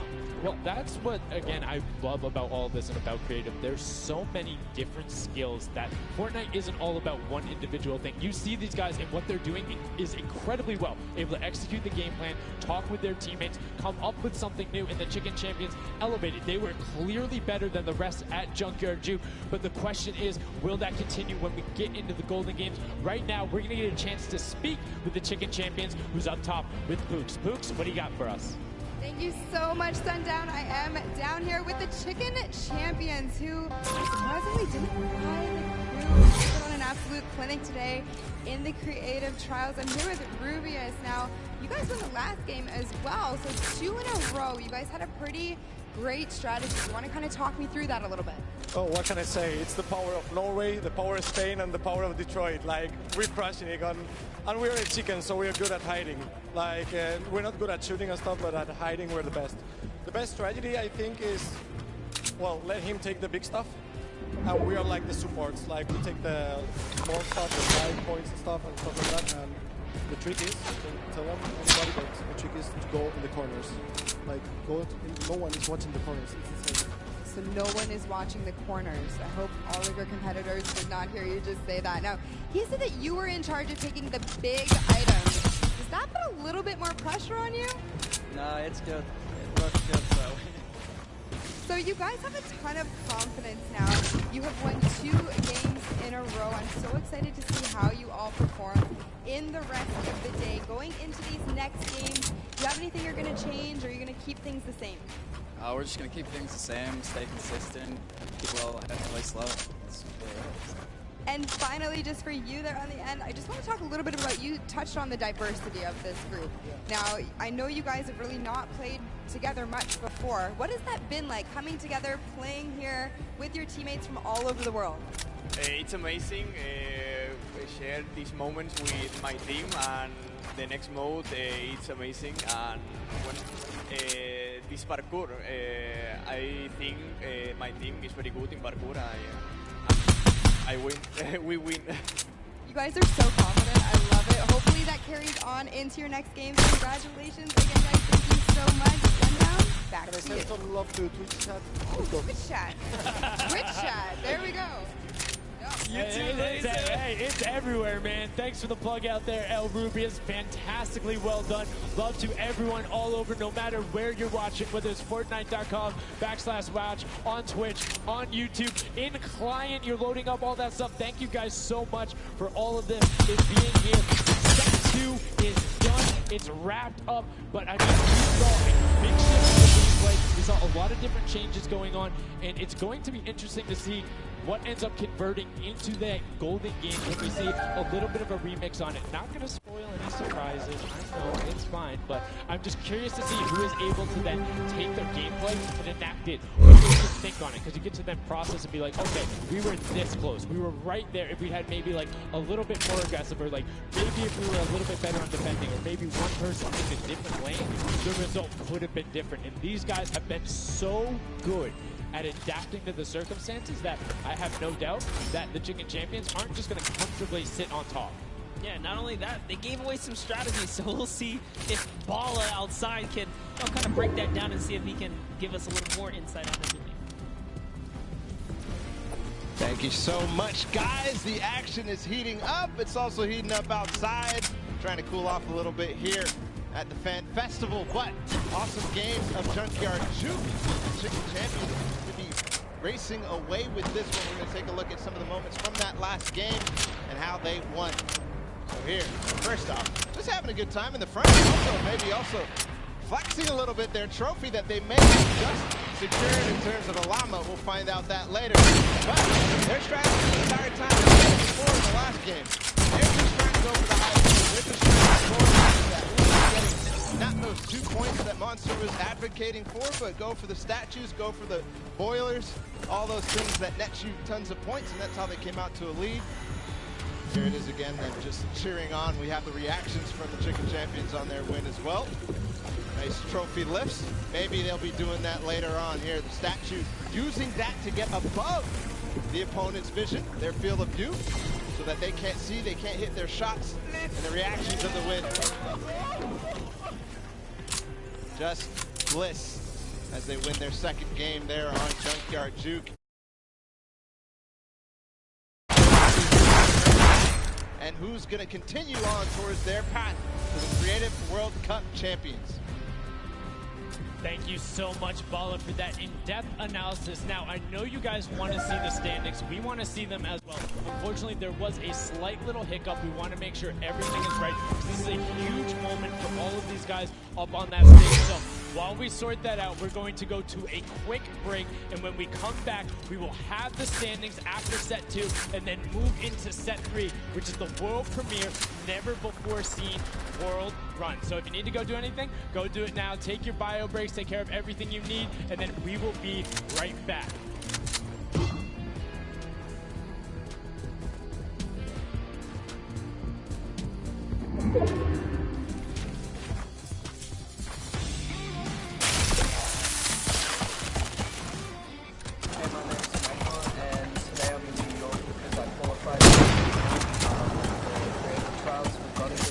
I'm really looking forward to showing my skill set off and meeting all the players and showing everyone what I can do here. When it was first announced that there was going to be Creative Trials, I was really looking forward to it because it was all I did pretty much 24/7. I looked at it as an opportunity. I find after playing Battle Royale, when Creative first came out and Scissors released his first Death Run, I just instantly sort of back into it and I enjoyed playing it. And I guess from there afterwards, when I found there was money involved with doing Death Runs and stuff, that sort of caught me and caught my attention and I started doing more. So with my team, my captain is Godiga, content creator, and my teammates are Chaps and Ardia. I think we can do really well at the Creative World Cup. I think our team has a good combination of run skills, but also the shooting and building and the chemistry we have in the team. I think it can really make our team do well. My team, Ravens Revenge, is going to do really good in the World Cup, and we're going to smash the rest of the competition because we have the Battle Royale skills, building, Death we have it all.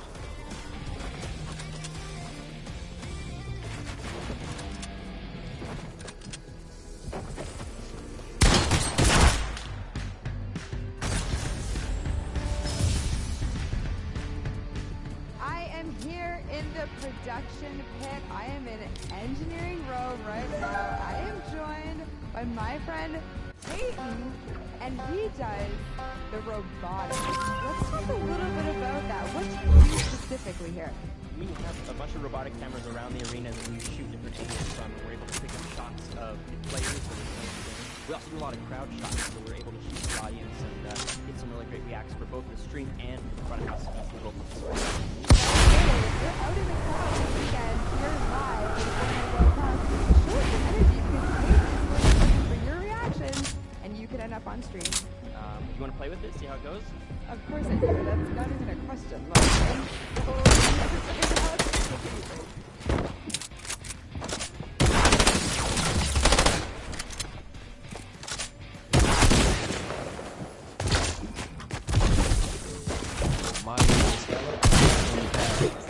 I'm happy and excited to be playing with so many players that I've seen. Is Fatal Fields. If I win the Fortnite World Cup, first I want to buy a house, and then I'm going to eat a lot of food.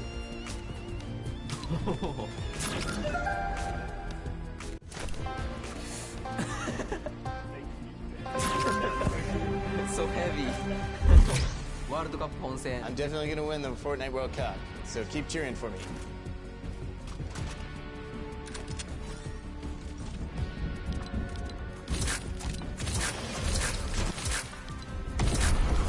Hi, I'm Portetto and I'm here to compete in the Creative World Cup. I competed in most of the trials and was really excited when they announced the bonus weeks after the original trial. And I competed in the J-League map and speed on 100 levels was I really enjoyed like all the different styles of maps and different that there are, and I really enjoy speed on them and trying to get as good as time as I could if I can. The moment I found out that I qualified, it was just insane and I wasn't sure if I was going to before that. I'm Portetto and the Sunshine Soldiers are going to win because we have twice. Good practice here for the Fortnite Creative Finals happening very, very soon. A lot of first thoughts, first looks at the Sky Station Showdown, which is an incredible map. It was a great map. I mean, it mixes a huge new element into the game. You know, you gotta protect the person with a sword, capture the objective, but my team, great teamwork, and you know, we kind of pulled through at the end there. It was awesome. 1000%. You know, so being able to kind of get your hands on the map, you know, before obviously the big moment. Nice. It's huge. It's huge. And so, like you said a second ago, this is a brand new way of viewing Fortnite and playing Fortnite, which is incredible. Exactly. It's super exciting to see what they come up with, and then also turning it into a competitive aspect and putting it in the game and making this tournament. So it's amazing. So, any general kind of thoughts, concerns, maybe about strategy? I don't know. You know, I think we won, so we know the strategy. All right. Listen, this is practice still. We've got the big moment coming up very soon, but do you want to shout out your team real quick? Yeah, no, we've got some speedrunners in our midst. Actually. We've got Tyler, we've got Zan, and Suzu. They are all speedrunners of death runs. And as you know, later in the Creative Cup, there's going to be a death run involved level, so we're going to take that one. Inspired by the creative himself, has made many a streamer, many a content creator very angry with a death run, myself included. Great job with the practice round. We'll see you very soon.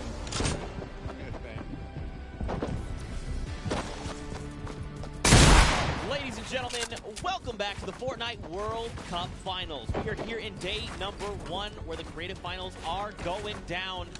The stadium is jam-packed with fans from around the world who are here not only to watch us crown World Cup creative finals champions, but also solo duo champions as well. I'm seeing this guy right here is Bala, and we're getting ready to hop back into all of the action. Now, I think, you know, we've seen a little bit of the first two games. You know, we got to see a little bit of the Sky Station Showdown. We got to see and that is the World Run. The World Run coming up next. It is an awesome, you know, it's something that I think a lot of these players are used to. Yeah. I think they'll be very, very comfortable here. We'll have to see whether the challenge of the obstacle course will be, you know, anything that these guys can balk at, or if they're going to be able to just cruise through it. We'll see. Well, it's really interesting, right? A lot of these players are very familiar with death runs, and it's very, like, mechanical, right? Yep. If you know how to execute these obstacles, but you have to kind of get your eyes on them first, figure out how they work, and then make it through.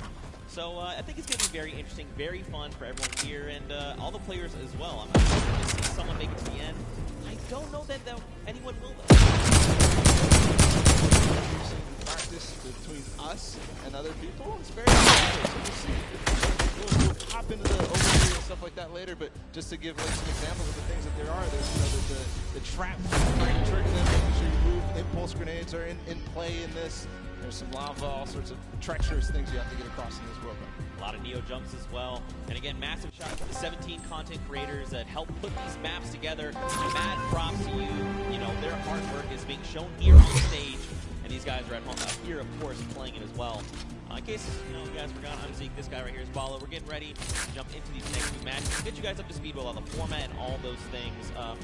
You kind of tease it, but we'll get there in just a moment. And very quickly, the Chicken Champions were actually the winners for set number 2, Junkyard Juke. Let's take a look at them right now. They were overall victorious of that last set, and there you go. The Tender Defender is there in person to congratulate them, Bala.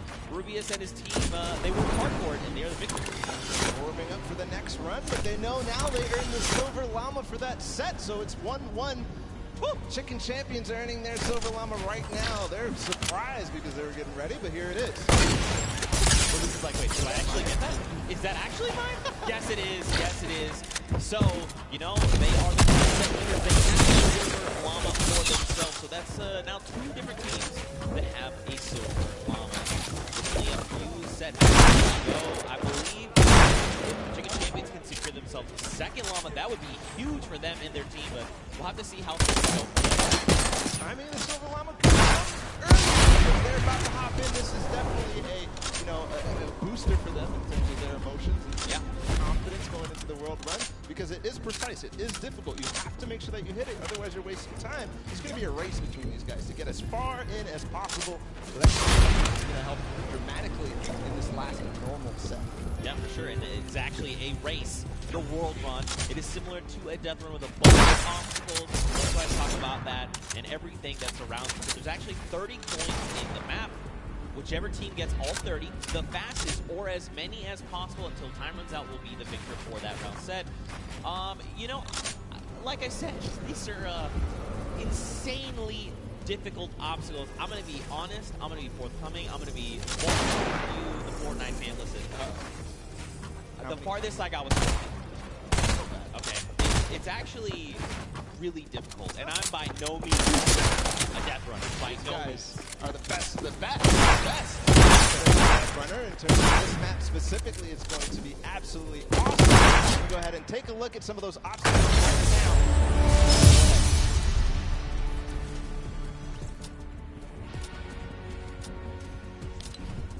We're going around the world in this new creative team, Death Run.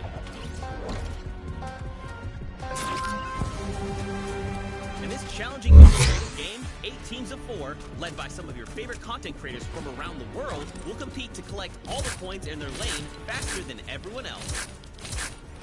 The first team to collect all coins in their lane wins. If they don't finish, the number of coins they collect will determine their placement. If the player is eliminated, they'll respawn at their most recent checkpoint. Any team member can grab a coin for their team, so players will have to work strategically to gather all of the coins before the timer runs out. It might sound simple, but it ain't easy. Players have no bets. Each team will have to use teamwork, communication,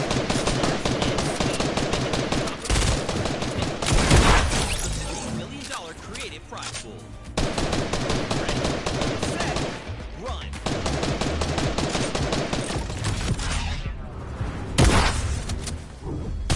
I do not know how you just did that while you were here. It did not sound like you here at all, and I didn't see it.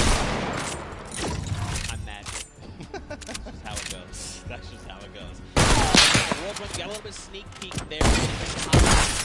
Right now, English. Let's just go ahead and do that. It's going to be very fun. We are getting ready. If you guys here in the stadium are ready and excited, let these teams hear it. Let's hear you right now. Man, that's so weak. No. Okay, let's pretend the first one never happened. Like I was saying, if you guys want to let these teams know how you're feeling, let them hear it. Yeah, that's what I like to see. And now the game begins. Here we go, the world premiere of the World Run. See how they do out of the gates. They are open now, and it's all up to these guys to start hitting their first jumps, and people are falling left and right. A couple of first coins are taken, and everybody seems to be off to a hot start. This is really like off to the races here. Man, Forturtle and Zan are already flying through these first set of challenges. Again, these are the very, very top of the best of the best.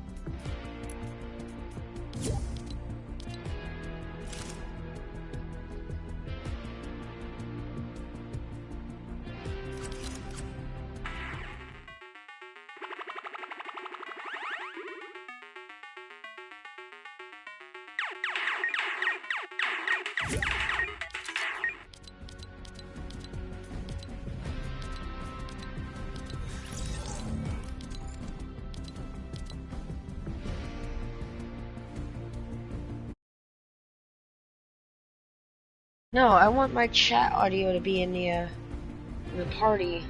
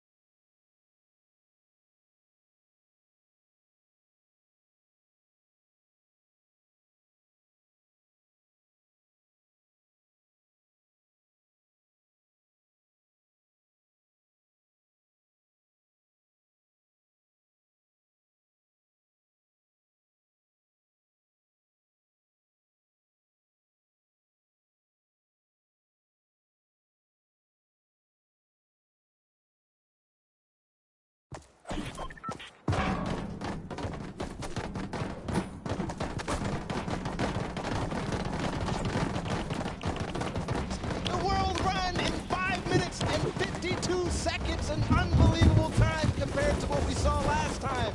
But still, the remaining teams have to battle it out. Back to the Ravens' revenge, they're still on the double danger, and they are going to get through. He has to hit the door, though. Oh, he almost fell all the way back down here. Oh, not finding the speed, not finding the bounce there. Threading the needle. Oh. You hate to see it. Now don't forget, remember Ravens Revenge is the first and last round. They made it here, and they're already kind of right back where they need to be. You've got the Sunshine Soldiers also going for the Leap of Faith. But look at how many coins they have, right? In theory, they should be at 29. This should be the last coin that they need to pick up. But someone hasn't picked up coins. Now where? I'm not sure. That could make or break them.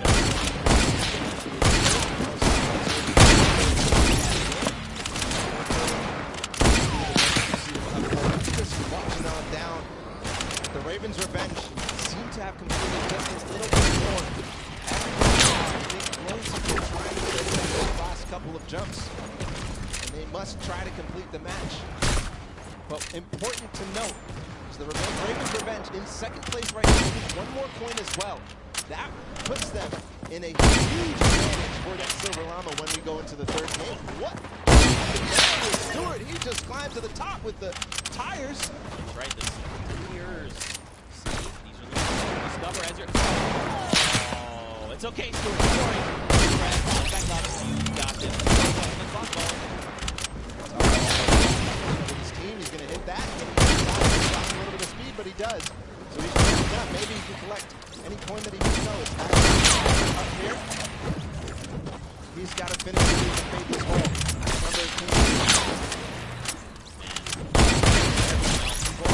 The Fish Bet stop that timer at 5 too, right? You're thinking, we have to go. More pressure, right? Especially with as well, you know, there's all this pressure on the line. Right there, bounce off the wall, out round. Oh! So difficult. So challenging. He's learning the reasons why right now. Yeah, continue to get more attention. Funky Fighters have gotten their going to the final one. So, the player who gets there as well. So it's just head-to-head against these two. And this is very important for Funky Fighters. They need to stop Raven's Revenge. If anything else, getting second obviously important, but also because it's head-to-head against Raven's Revenge, this is such a meaningful final jump. And, I mean, don't forget, they were the winners. They already have these built up. They can secure this standings. That's about 50 seconds left. You can just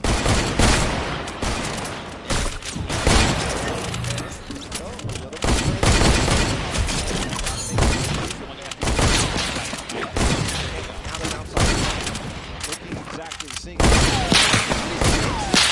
Okay. This could be clutching. Just gets to the top here and yes, perfect. Just the coin now. We got it. 9 minutes and 23 seconds ahead of the Raven's Revenge. Still Raven's Revenge left that last one. What's impressive too is that 2 players have actually completed 4 players up above, but 1 second remaining. It's still one. Stand 5 minutes and 50 seconds to take that one. The second map of the world run is down again. They did it in right? They came out of that 5.5 minutes. That's what we were right behind them. A little long, right? But not all 30. They one more point than every more. That could make very well be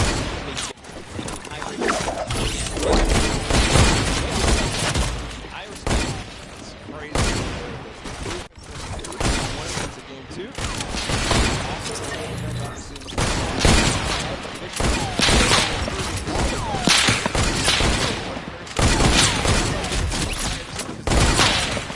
Unbelievable. We'll have to see who else fantastic going. It showed up there in the last moment. And then obviously players like Sunshine Soldiers have someone that's going to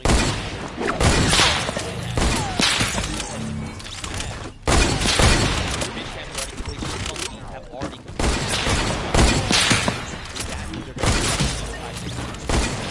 faster. Ravens and Red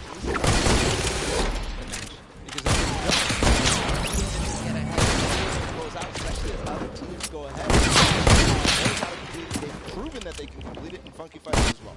Yeah, for sure. Well, for now, let's send it over to the stage where Pookie is standing by with the Fish Fam. And Pooks, real quick, ask them what their favorite fish stick is.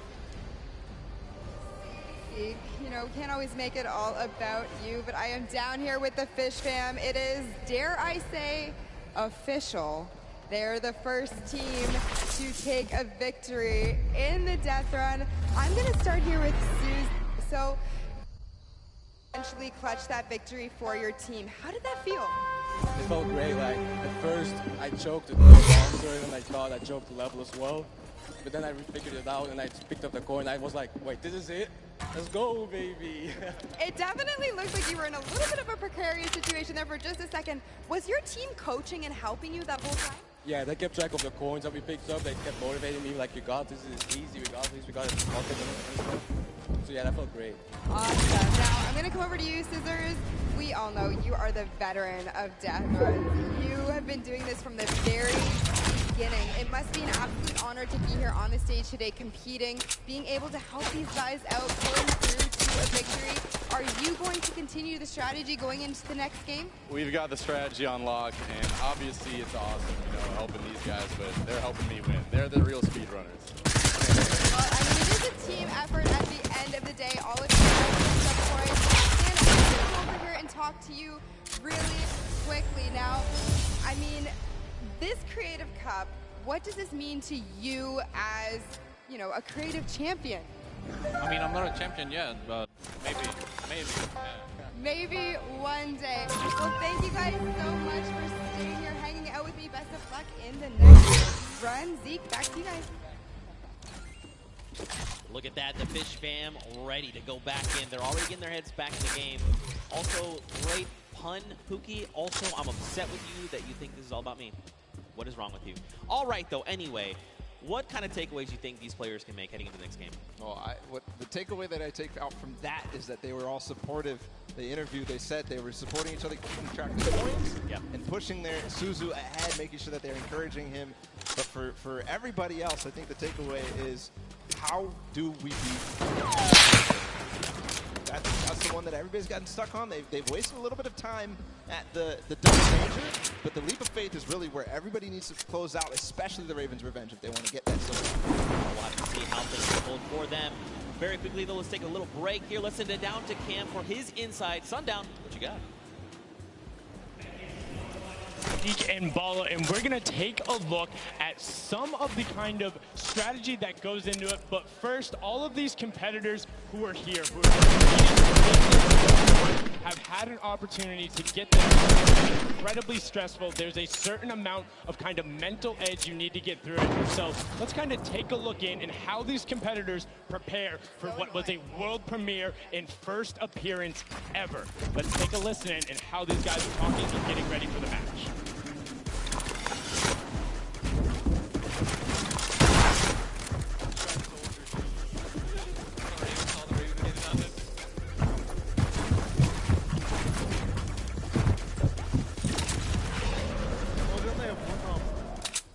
Just absolutely amazing there. Also, big shout out to whoever that was on the Llama Record Co. I saw you there hitting the Llama Bell. I got you. But now let's get into some of what happened during the World Run, some of the kind of cooler straightaways, and some of the tough challenges that you face. So first, right away, here's a run coming out from Chapter of the Ravens' Revenge, and this was one of the first obstacles you hit. So you can see he's on pace with everyone else, but what makes this so great is how efficiently he transfers this over into the castle jump. Is barely able to delay. This is one of the toughest first things to get when you reach it. This is his first time ever seeing this jump. No problem. Hats off to you there. And then what does he do right away? Gets into the trap trigger and he's able to get them. Notice how as soon as he goes, he is quick flicking his camera back the other direction and gets all of those so consistently able to get it. Now, we saw a smashing success on their first attempt. Unfortunately, the Cuddle Crew had a little bit of a harder time when it came to that castle jump. It's okay, this could have been my replay and I wouldn't have been lying. So many of these, they're so incredibly difficult because you think, oh, I want to maximize my height up, but you have to get it out with the correct trajectory. Now you can see Ninja able to get through the speed part of the run and then over the top. This is towards the back half, and look how well he's able to trigger those traps and get through. But the Fish fam were the ones who were able to make that incredible run on the back of Zuzu. Now this was from his first run when the Ravens were able to get it. And if you look at the timer, next time the Ravens pushing the limit with what they're able to do. And you can also see the level of communications. He knew he messed up right away, and then he immediately communicates to his team. It's like, hey, you gotta run and then go up. Now you're in kind of that double trouble area trying to get the triggers, and this is where they got held up for a significant amount of time. A lot of the competitors not being able to bait the chaps correctly, and now we're over with the Ravens' Revenge, who were able to power through this. Again, this is from the match number 1, and you can see how he's using quite literally every single space available to him, including the rock, including the jump off the side with the airstrike to then get up to that leap of faith, which is such an incredibly hard challenge, and only having 2 teams full completed after the 2 runs when all of these players are such strong death runners. You can see the Fish fam. Look at the timer on the clock, 5.5 minutes, and he's so quick going through it, and he's precise. He lines it up, he takes a step, and he goes. My question is now, between Suzu and Zen, they were so incredibly good last game. Can they beat that time? Can they keep pressing the pace, and will they be able to do it better? Because when you get up here, you have to do everything right find the lineup, not miss a single one of your drops, and then get the final coin. Was able to then double back and grab it there off the launch pad for that 5:52 time in the #1 spot in match number 2. This is now the second time we've seen the World Run, and we asked the question before, what happens in run number 3? Can the Ravens Revenge get over that last obstacle of the leap of faith, or will everyone else start pressing up higher and higher and being able to challenge him? Match 2 is about to be underway. We're going to throw it back inside to Zeke and Bala. Gentlemen, take it away. Someone's on down that insight. He's asking the tough questions. What happened in match number 3 of this set? You know, again, Fishfam, you saw, like I touched on a little bit earlier, you want to have as many people up on that lead of faith as possible. They can just sit there and wait. Before we hop into this next match, Bala, I think we probably want to take a look at the standings. We want to see how things are going for all of these players together. And of course, we want to take a look behind us. We've got Fishfam up there in first place from that last match, walking away with a nice chunk of change. Ravens Revenge in second, Funky in third. Don't forget, Funky Fighters and the Chicken Champions both have Silver Llamas, and that's a big factor. Everybody needs to make sure that Funky Fighters do not get that last Silver Llama, because Chicken Champions don't really mind because they have another place to play. They are kind of out of contention for this Silver Llama right here. So many different teams have an opportunity here. The Ravens Revenge with the Funky Fighters, Sunshine Soldiers with the Fort Turtle, and then the Fish Fam as well, able to collect it. So we are going to get into the next game of the World Run, the last one of the set. Well, the timer is counting. We've got 10 seconds before the gates open, and they start the run. Scissors, you can see the focus in their eyes, a little bit there of Turtle, and here we go. Ladies and gentlemen, the World Run commences right here, right now. The players are out the gate. Here we go. First run, top. Back there right out. Ninja falls, unfortunately. So does Kotu. Zan there looks like he's making over with Tyler back on the lower. They are just neck and neck. Again, you know, it just goes back to what see who gets out to the early lead. Here's Huzo taking up the last one with Fish Fam. He's a little bit behind, but again, he has the opportunity to catch up when he starts getting to those more difficult obstacles. Right now, it's not looking like he's really taking a huge lead, a huge advantage, because we all saw how proficient they are in these early stages. Really, the first obstacle that stumps most people is this impulse jump. That's right. Here we go. Don't forget, this is that precision impulse jump. You can do it forward. You can look away. First jump. Unfortunately, shallow there on both sides. Both from the Fishfam will be going down there. I saw there on the left, there is actually a team that has made it across. You've got Ravens Revenge, who's in the castle, and I believe it was actually the Llama Record Company that are also at the castle right now. Fishfam, the Cuddle Crew, Ravens Revenge, Sunshine, and the Funky Fighters. And now the Llama Record Company all have 11 points. See the castle run, how fast they can get through there as a team. Also very important, as most players are now getting through this first difficult impulse jump. Looking for anybody rising up, looking for anybody completing obstacle course inside the castle. Collect those coins fast. The players who get fastest through the castle and really collect all those coins are, in my opinion, the people who are leading the pack. I almost think like as a squad, grab, like send one person to each thing and just like very quickly grab all four, and then as a squad go up, right, so that you have more chances going through every single challenge. Obviously depends on how many times you get to the castle. What a time! Performance, he's got a couple of jumps still to go. One, no way, I will. 2, 3. Scissors showing off why he's one of the best at these types of maps, but way ahead of him, his teammate Suzu, leading the pack again. So this might be a better time here for Fishfam. All right, man. Scissors, that was insane, dude. Again, like these guys are so good, right? Once they figure it out, they can just do it. It's almost like muscle memory. You see Suzu here. Now, Suzu's smart. He waits here for Scissors to get across, and then once Scissors gets across, he can start triggering the trap. He's going to opt to say, look, you know what? Let's just go. I'm trying to get the points. We need to rack up as many as quickly as possible. Because don't forget, last game, they got that 5.5-minute time on lock. They still have another 1.5 minutes going off of last game, right? If they can do it again, it's going to be huge. Waiting for the Chiller on his feet to get off before he goes forward. Now he has full reign onto this one. If he one-shots this, he's putting himself in such an amazing time. He's kind of letting his team do the rest of the work. Oh, one shot here from Suzu. Is it possible?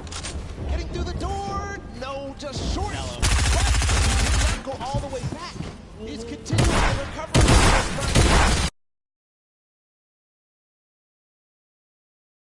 In his fishbowl saying, don't worry, fam.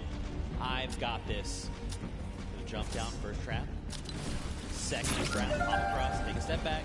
Nice. Oh, there's actually someone else there. Scissors there with him. This is huge, though. If Scissors is there, so they can hop through together. Suzu can trigger this, and then get Scissors there where he needs to go, and then there will be two members trying to get these traps. Unfortunately, too shallow. Make the same mistake there on that bouncer. Speed pad up into the bouncer. So he's trying to keep his back towards it so that he can make sure he hits the bouncer on the right point that he wants to. Kind of has it memorized at that moment, but a lot of teams starting to catch up right now. So, you know, starting to lose the pace that they had in the first game. Don't slide off, don't slide off. Unfortunately, slid off. Now look, Sunshine Soldiers, they're already at the 28-point mark. So are Ravens Revenge, but Fish Fam right behind them. Everyone else is tied right around 25 points. Oh, and look, they actually sent Flytax forward. He's trying to make the leap of faith. So he's left his teammates down behind. Take a look, just gather the points. I'm going straight to leap of faith. That's the 1 point we know we need. Magma up ahead as well for the Ravens Revenge. And the record of the map by Fish Fam has gone past. That was 5 minutes and some. We're now down to 5 minutes left total. Magma making sure that he makes this jump. He doesn't want to waste time. I think he might have the confidence here. Bounce off the wall. No. Short. Not yet all the way through. If he can do this, he is clinching himself that Silver Llama. Stewart, okay. Yeah, these momentum jumps, very difficult. Or jumps, really precise. Really, I mean, you have to flip every single one. You got over here, you've got Stewart across the way as well. Suzu there too. I mean, there's so many people here that are already in the leap of faith. And look at the rest of the teams, right? Even the Funky Fighters, Little Whip, and Monrex, they're at 26 points. They're closing in on that leap of faith. Sunshine Soldiers adding their name to the hat of people who are trying to leap of faith. Magma right now feeling a bit of frustration. He feels the pressure. He knows he has to try to make this, try to get this last coin ahead of anybody else. Flytax has joined the fray as well. And Cuddle Crew. So you can see too, like Flytax is, while Stewart is using his camera, while you jump forward, you whip your camera in the direction you want to start moving. Flytax is doing the opposite. He's actually just using the momentum from his movement abilities, just like his keys, to get him where he needs to go, not even touching his camera at all. Two different ways to approach it. They're both about the same. It just depends on which one you're more comfortable with. Magma here.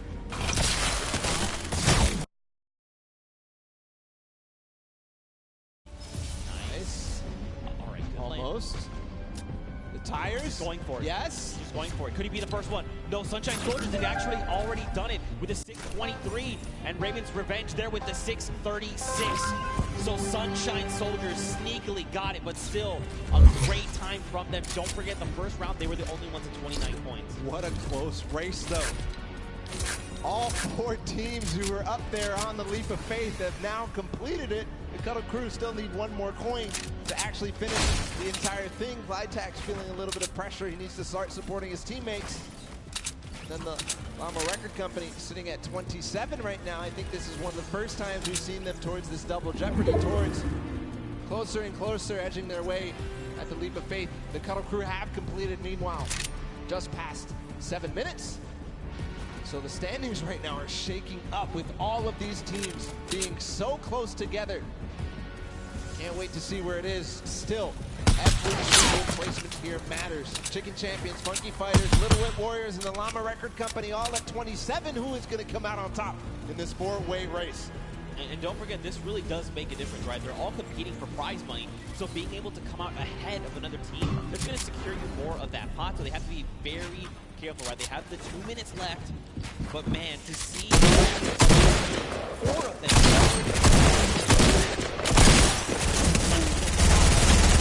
Like, oh man, Raven's Revenge. Second game, the story is Fish Fam and Funky Fighters. Now, we've got 4 teams that have gotten that 30th point. Insane, especially how close it is. Like, even look at Raven's Revenge and Fish Fam, right? Just a few seconds difference. All that could be a huge amount when we look at the scores at the end of the match. But meanwhile, nobody yet up to that leap of faith. Oh, actually, Kuto. We saw him finish the game last time for the Funky Fighters. See if he can do it again. He's got 1 minute and 15 seconds to do it. Came in second, just behind the Fish Fam and their record-breaking friend. Can he do it now? All pressure on him. You gotta look right on all of them trying to get up there. Because again, the more shots you can take at the leap of faith, the better, right? The more chances you have of securing that 30th point. So many teams are approaching this leap of faith. You see in the background, there's at least 3 teams up here total. Could be also some players who have not yet finished the race. Chicken Champions making their approach. I'm wondering, Kororo, if you do this, you are going to beat out the Funky Fighters. And that could mean huge placement in terms of the prizing at the end of this. 30 seconds to go. All right, wait, he's made it. Okay, okay, it's fine. Jump. Got it. Last jump, and he's got the coin too. There you go. So the Funky Fighters finish up ahead of the Chicken Champions. Kororo, fortunately, is going to fall shy. But at 29 coins and 5 seconds remaining, I think that's going to be the end there for this. These are the standings as they are. The Chicken Champions come out there. And what an amazing run it was. Wow, 6 teams. 6 teams give themselves the 30th point. Night and day situation. That first world run, we got to win it. But look, smiles all around. Again, in case you just tuned in, welcome to the Fortnite World Cup Creative Finals. These are the very best of the best from the creative side of Fortnite. And they're all joined here by their team captains and facing off for a prize pool. And these games have been the World Run. Honestly, I take it all back. I thought we weren't going to see a 30th point. I'm a liar. I don't know what I'm talking about. Nope. That's the best. Fish Fam, Raven's Revenge, these guys showed up hard on this World Run.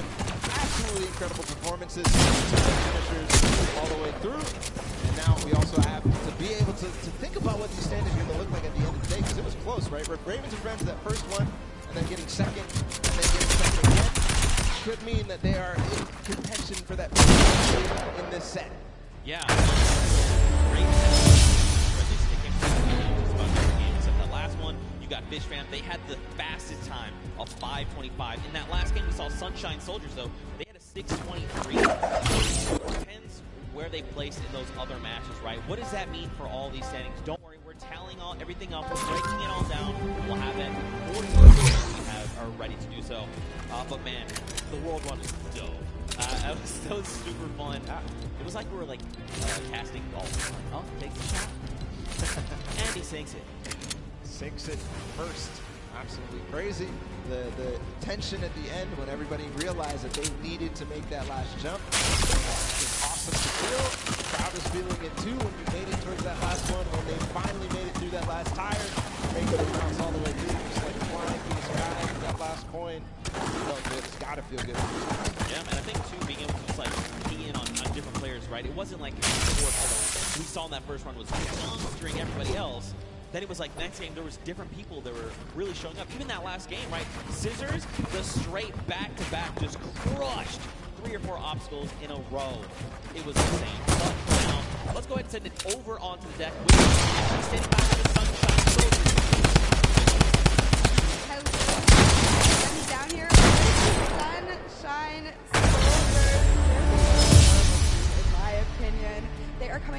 all corners of the globe. They've come here to compete today. Now, so far, you guys have, you know, there have been a couple of struggles, but the day isn't over. We still have the remixes coming up, so keep that in mind. Do you guys have a new strategy going into the remix? That's top secret. Hidden information. Information, that's it. And you, coming all the way from Spain, it's so lovely to have you here, Daniel. What has it been like to... I'm actually from Mexico, not From Spain. Mexico, sorry, from Mexico. What has it been like to be a captain of your team for the Creative Cup? Yo amo a estos chicos, en verdad creo que no puede tener mejor equipo, estoy demasiado contenta de tenerlos conmigo y estoy súper feliz por la experiencia. I feel really happy. I couldn't have a better team, and I'm super excited about this experience. That's incredible. We love having you here. Thank you so much.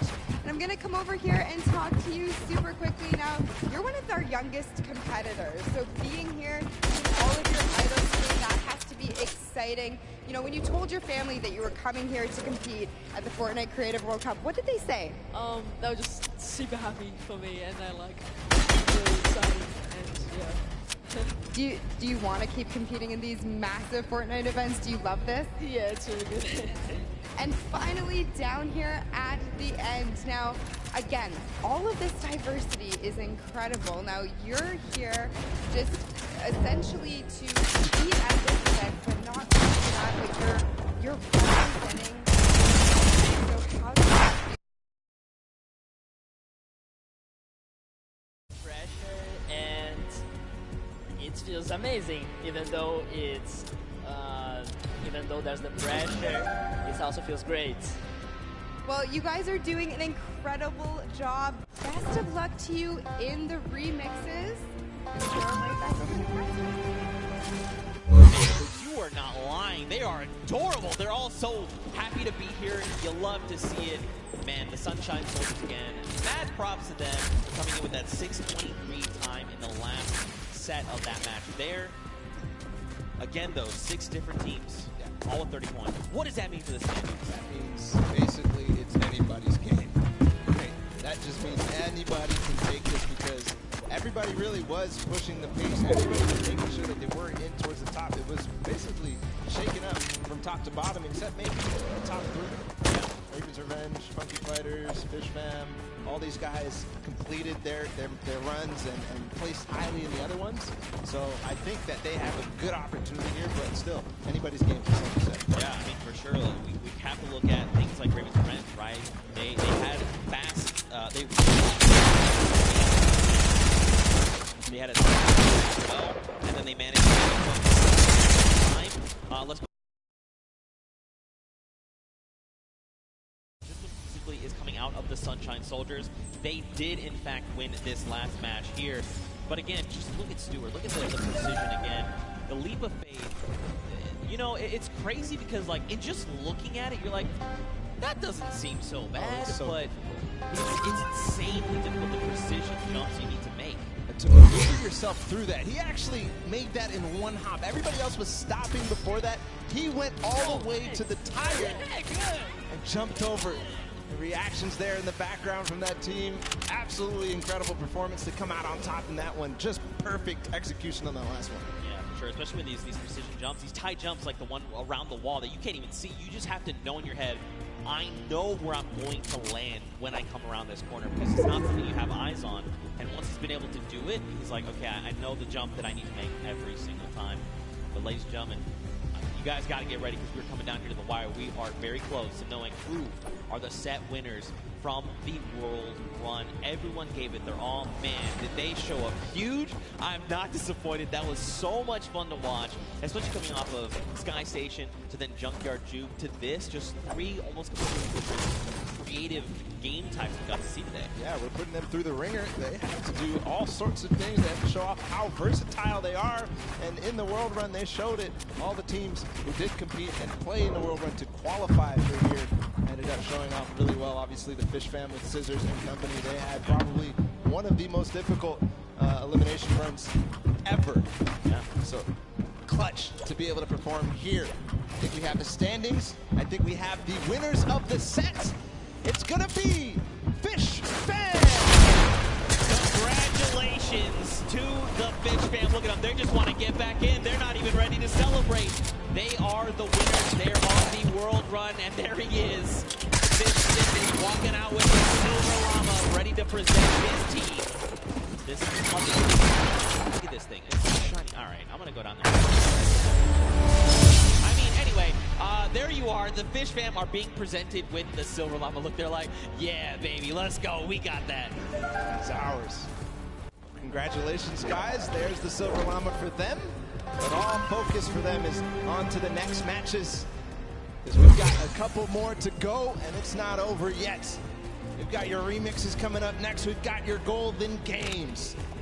Now first, hold on, Paul. Let's take a look at the standings. I think first, after that last set, look at this. Fish fam come out on top, going out of tiebreakers. They're the ones that are victorious, and they walk away with the Silver Llama. But the Ravens Revenge, man, they were putting in a lot of work there, also getting themselves some prize money as well. Sunshine Soldiers there in third. And the list goes on again. Keep an eye on those Silver Llamas. These are the guys that are in contention for that final prize pool.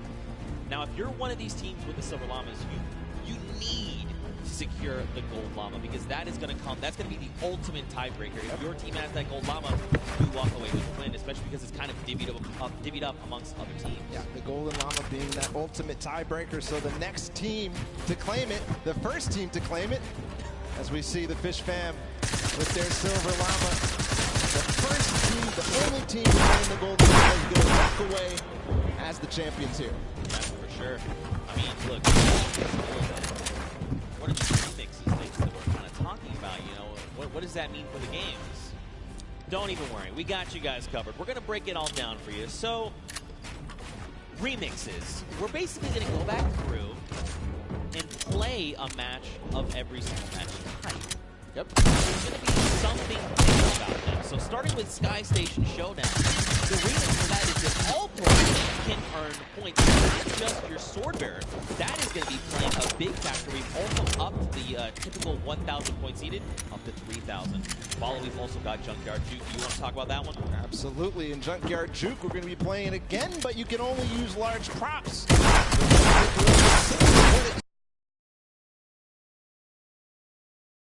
But at the same time, each large prop is worth 10, so we're not going to see those, small increments between each other. So leads can get large, or they can just stay very small because it's so difficult. Yeah, for sure. And finally, we're going to hit the World Run one more time. But the remix is that players do not respawn. That's right. They're going to have one life. Brutal. That is so hard. We saw how many people struggled, even, to get past that first couple obstacles. So difficult. If they have one life, it's going to be so difficult. But we are going to be hopping into the first game of the Golden Games. It's Sky Station Showdown with a remix that everybody can earn points. Here we go. Go ahead and count us in here. If you're hanging out at the stadium, we've got 3, 2, 1. And the remix of Sky Station Showdown is underway. 15 minutes counting down. So don't forget, we have a new total cap. That is 3,000. And the remix is that anyone or your team can accrue points. This also stacks, by the way. So if you and your squad are sitting on a point, you're getting 3 points per person per second. What does that mean? Will that mean players try to... It opens up. We'll have to see as the game goes on, man. So we'll have to recall all the different strategies that these teams have, because a lot of players took it very slow. The Fish fam tried to contain the 1 point. Same thing with the Little Whip Warriors. Same thing with also the Cuddle Company. But we also had the Llama Record Company all trying to buy and really push for that center point when it opened up. Right now, the initial control point fights are going down. Ravens Revenge has got one. Sunshine Soldiers have gotten one. And the Funky Fighters as well, but not before getting contested. Here's all the second wave. And Blood going in, going to start swinging the sword. Can he chop them up? Danyan instead says, not today, friends. You have all been eliminated. He's going to shut down one there as well. Bensor going to be shut down. And you got the Llama Record Company like, hey, what's going on up here? Nope, Danyan is prepared. She saw you coming. She heard the DJ scratches. Back to the island you go. Remember, it does accumulate no matter who is on the point, and also it stacks. So all 4 players are able to to grab and stay inside the point. So you'll see at some times 12 points at a time going through for a team if all 4 members of their squad are on the point. That's right. Ninja racking up eliminations and will be picked up there. The team's VIP being eliminated. So this is going to drastically change the way you approach these things, right? For example, if you decide to go and assault another team, especially if you can get that surprise angle and you eliminate all of them, you can actually lock down that point for any amount of time to start racking up points. So you can look to contest, you can look to leave a team behind, you can break up into groups. There's so many different things, so many different variables to keep in mind after you go through this. Alrighty, some innovation here from the Llama Record Company and a couple of other teams. They're hiding a couple people inside of cones so that they will continue to contest. But I think in this mode, it might be more viable to just stay and all fight at the same time. Nobody hiding at all. And we'll see too. It kind of lends a little bit more credence to the strategy that people do. First play the Sky Station Showdown, they would have somebody go off and try to clear a point, or at least take out their sword bearer. Yeah. But if they do that this time, they manage to clear out a point, they're now going to be accruing on both sides. Yeah, and that's going to make a massive difference, right? Like, let's take a look at Raven's Revenge. They're sitting on 564 points, double of Little Whip Warriors, but they're still racking up the points right now. Ninja going to go ahead and slash Chappie back. The Island Gotaga here wants a cut of the action. It's not enough. Jumps into the fray. Ninja needs to get out of there, or he's going to be eliminated through the walls. I like this, but you do not have the HP to try and make this work. A 25. He drops Magma down based on that little jump, and look at this. Magma's like, no, friend. You get him. Kaz comes in the back. Oh. But at the same time, another player comes through, and Ninja goes down. Raven's Revenge are holding on all corners. I don't see them controlling any one single point. And the Cuddle Crew now in second place. They're in a battle with the Funky Fighters. This is important for everybody. The Fish Fam joining the fray as well. I think the Fish Fam might have overrun. Their School of Fish are taking out the Funky Fighters at last, but no, Swuzu gets taken out too. The Cuddle Crew is going to abandon the point and maybe come right back. Swuzu finally does control. A brief moment, but not too long later, Tamoya says, hello, I would like the red point, please. And now we've got the Fish Fam over here. Swuzu by himself. He's got a bunch of eliminations. The ball of the Cuddle Crew is coming up. They're trying to wreck him.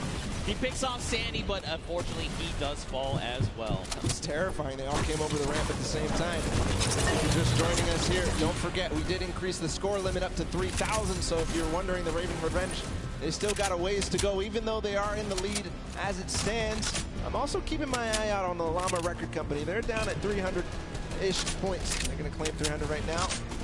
And what they do, they always wait until the last moment, until that D point, the last point that opens up in the center, and they make a concerted push. I think that may be very, very strong, because in the first couple of games, as the Fish Fam, or as the Little Whip Warriors try to make a push here, they're gonna get shut down. The first couple of games, they just controlled, and every single person was on that D point at the same time. They built their entire base out at the perfect moment. They were waiting for the time to pounce on that last point. Still 2 minutes until that starts to spawn. Warrior, he is in fact going to shut down Taco. Look at this across the way. Magma gets picked off, and the Little Warriors are back.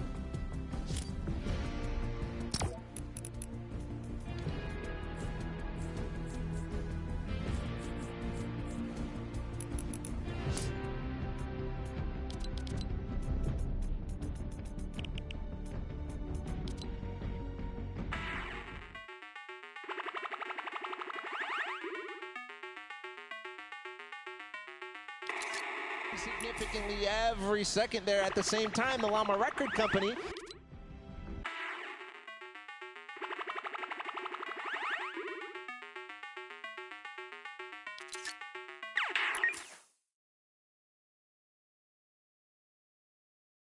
Or do they? That is the question. It looks like, unfortunately, the answer is no, as the Chicken Champions are rolling in on the Sunshine Soldiers.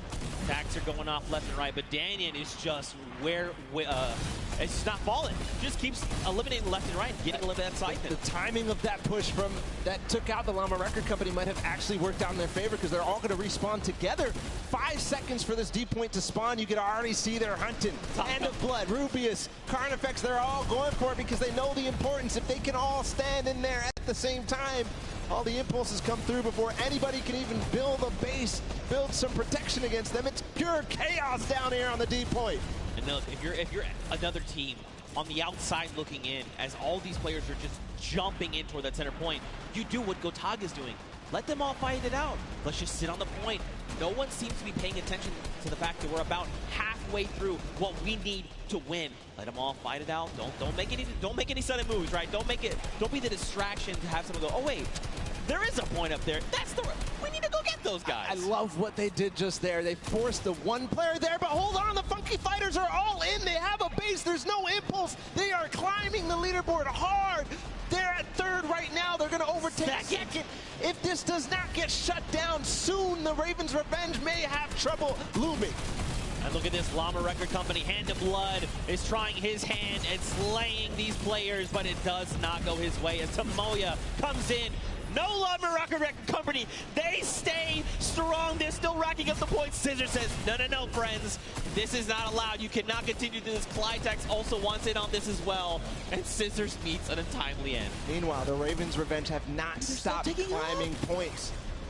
If they have 4 members up here, it's about even to 1 player on that D point. So just continuing to stay there. Finally, the Little Whip Warriors, Ninja, and crew are going to clean that up and put an end to it just before they hit 2,000. But on the other side, Chicken Champions are looming. They have 4 players on a single point, not the mega point in the center. See what's going on with them. They're all lurking. I don't think anybody really is too worried about them, but you know, with all 4 players here, it could all of a sudden become a nuisance. Back down on that center point, you got Hand of Blood trying his hand again. Did not go his way. Kotu is here though for the Funky Fighters. He was able to rack up a small amount of points, but still, every little point you can gather is going to make a difference going in the end. And look, Gotaga and Ravens Revenge are back on the point, but so are the Funky Fighters. There was 3 for just a moment. Chaos is down, just breaking out down on the center point right now, Bala. What is this? Literally every single sword bearer and almost every single player here from the Llama Record Company is using those tactical shotguns and getting in. But again, the Ravens Revenge are on point with 4 players, just shooting down, throwing impulses where they can, and just making sure they're accruing all those points. Meanwhile, the D point, nobody has gotten anywhere since the Funky Fighters were left there for so long. It all depends how this all unfolds. Hold on, they're trying to get a base. I think they might finally break through. No, they lose and trade off evenly every single time. 4 minutes left on that timer, and Bala, these guys have been uncontested. It's just now that the Little Whip Warriors want to try and make the push, but look at Gotaga. He's all these ice cream cones. I was going to try and say hot knife through butter, but this is ice cream. It doesn't quite work that way. It's crazy how nobody except the Little Whip Warriors are trying to contest the Ravens' revenge right now. They are sitting on the point by themselves with 4, but again, the Funky Fighters in the center with 4 players. They are not even making any noise. They're not showing that there's anybody there. They are rising so fast. Finally, 4Turtle comes in. He spots them out, but that's not going to be enough. They shut him down immediately. They're still on the point. They need to just box this up. They need to bunker down. Look at this. They just overtook the first spot. Someone needs to do something about this. Guys, they're taking up again. Could be you have to go in the center. They get it. Oh, my God. Funky Fighters again take the win here on Sky Station Showdown, the first match of the Golden Games. And that is a huge victory leading into the rest of these. Just unbelievable. For so long, Gotaga and Raven's Revenge sat on the green point completely uncontested. And then for a moment, everyone forgets about the center point, and that's enough for all 4 members of the Funky Fighters to sit on the point and just rise above everyone else. And by the time everyone could kind of figure out what was going on, it was too late. They stole away the first golden game. Ridiculous that nobody was able to spot that out. It seemed like Four Turtle was going to say, okay, guys, they're all on the point. Everybody start doing everything you can to stop them because...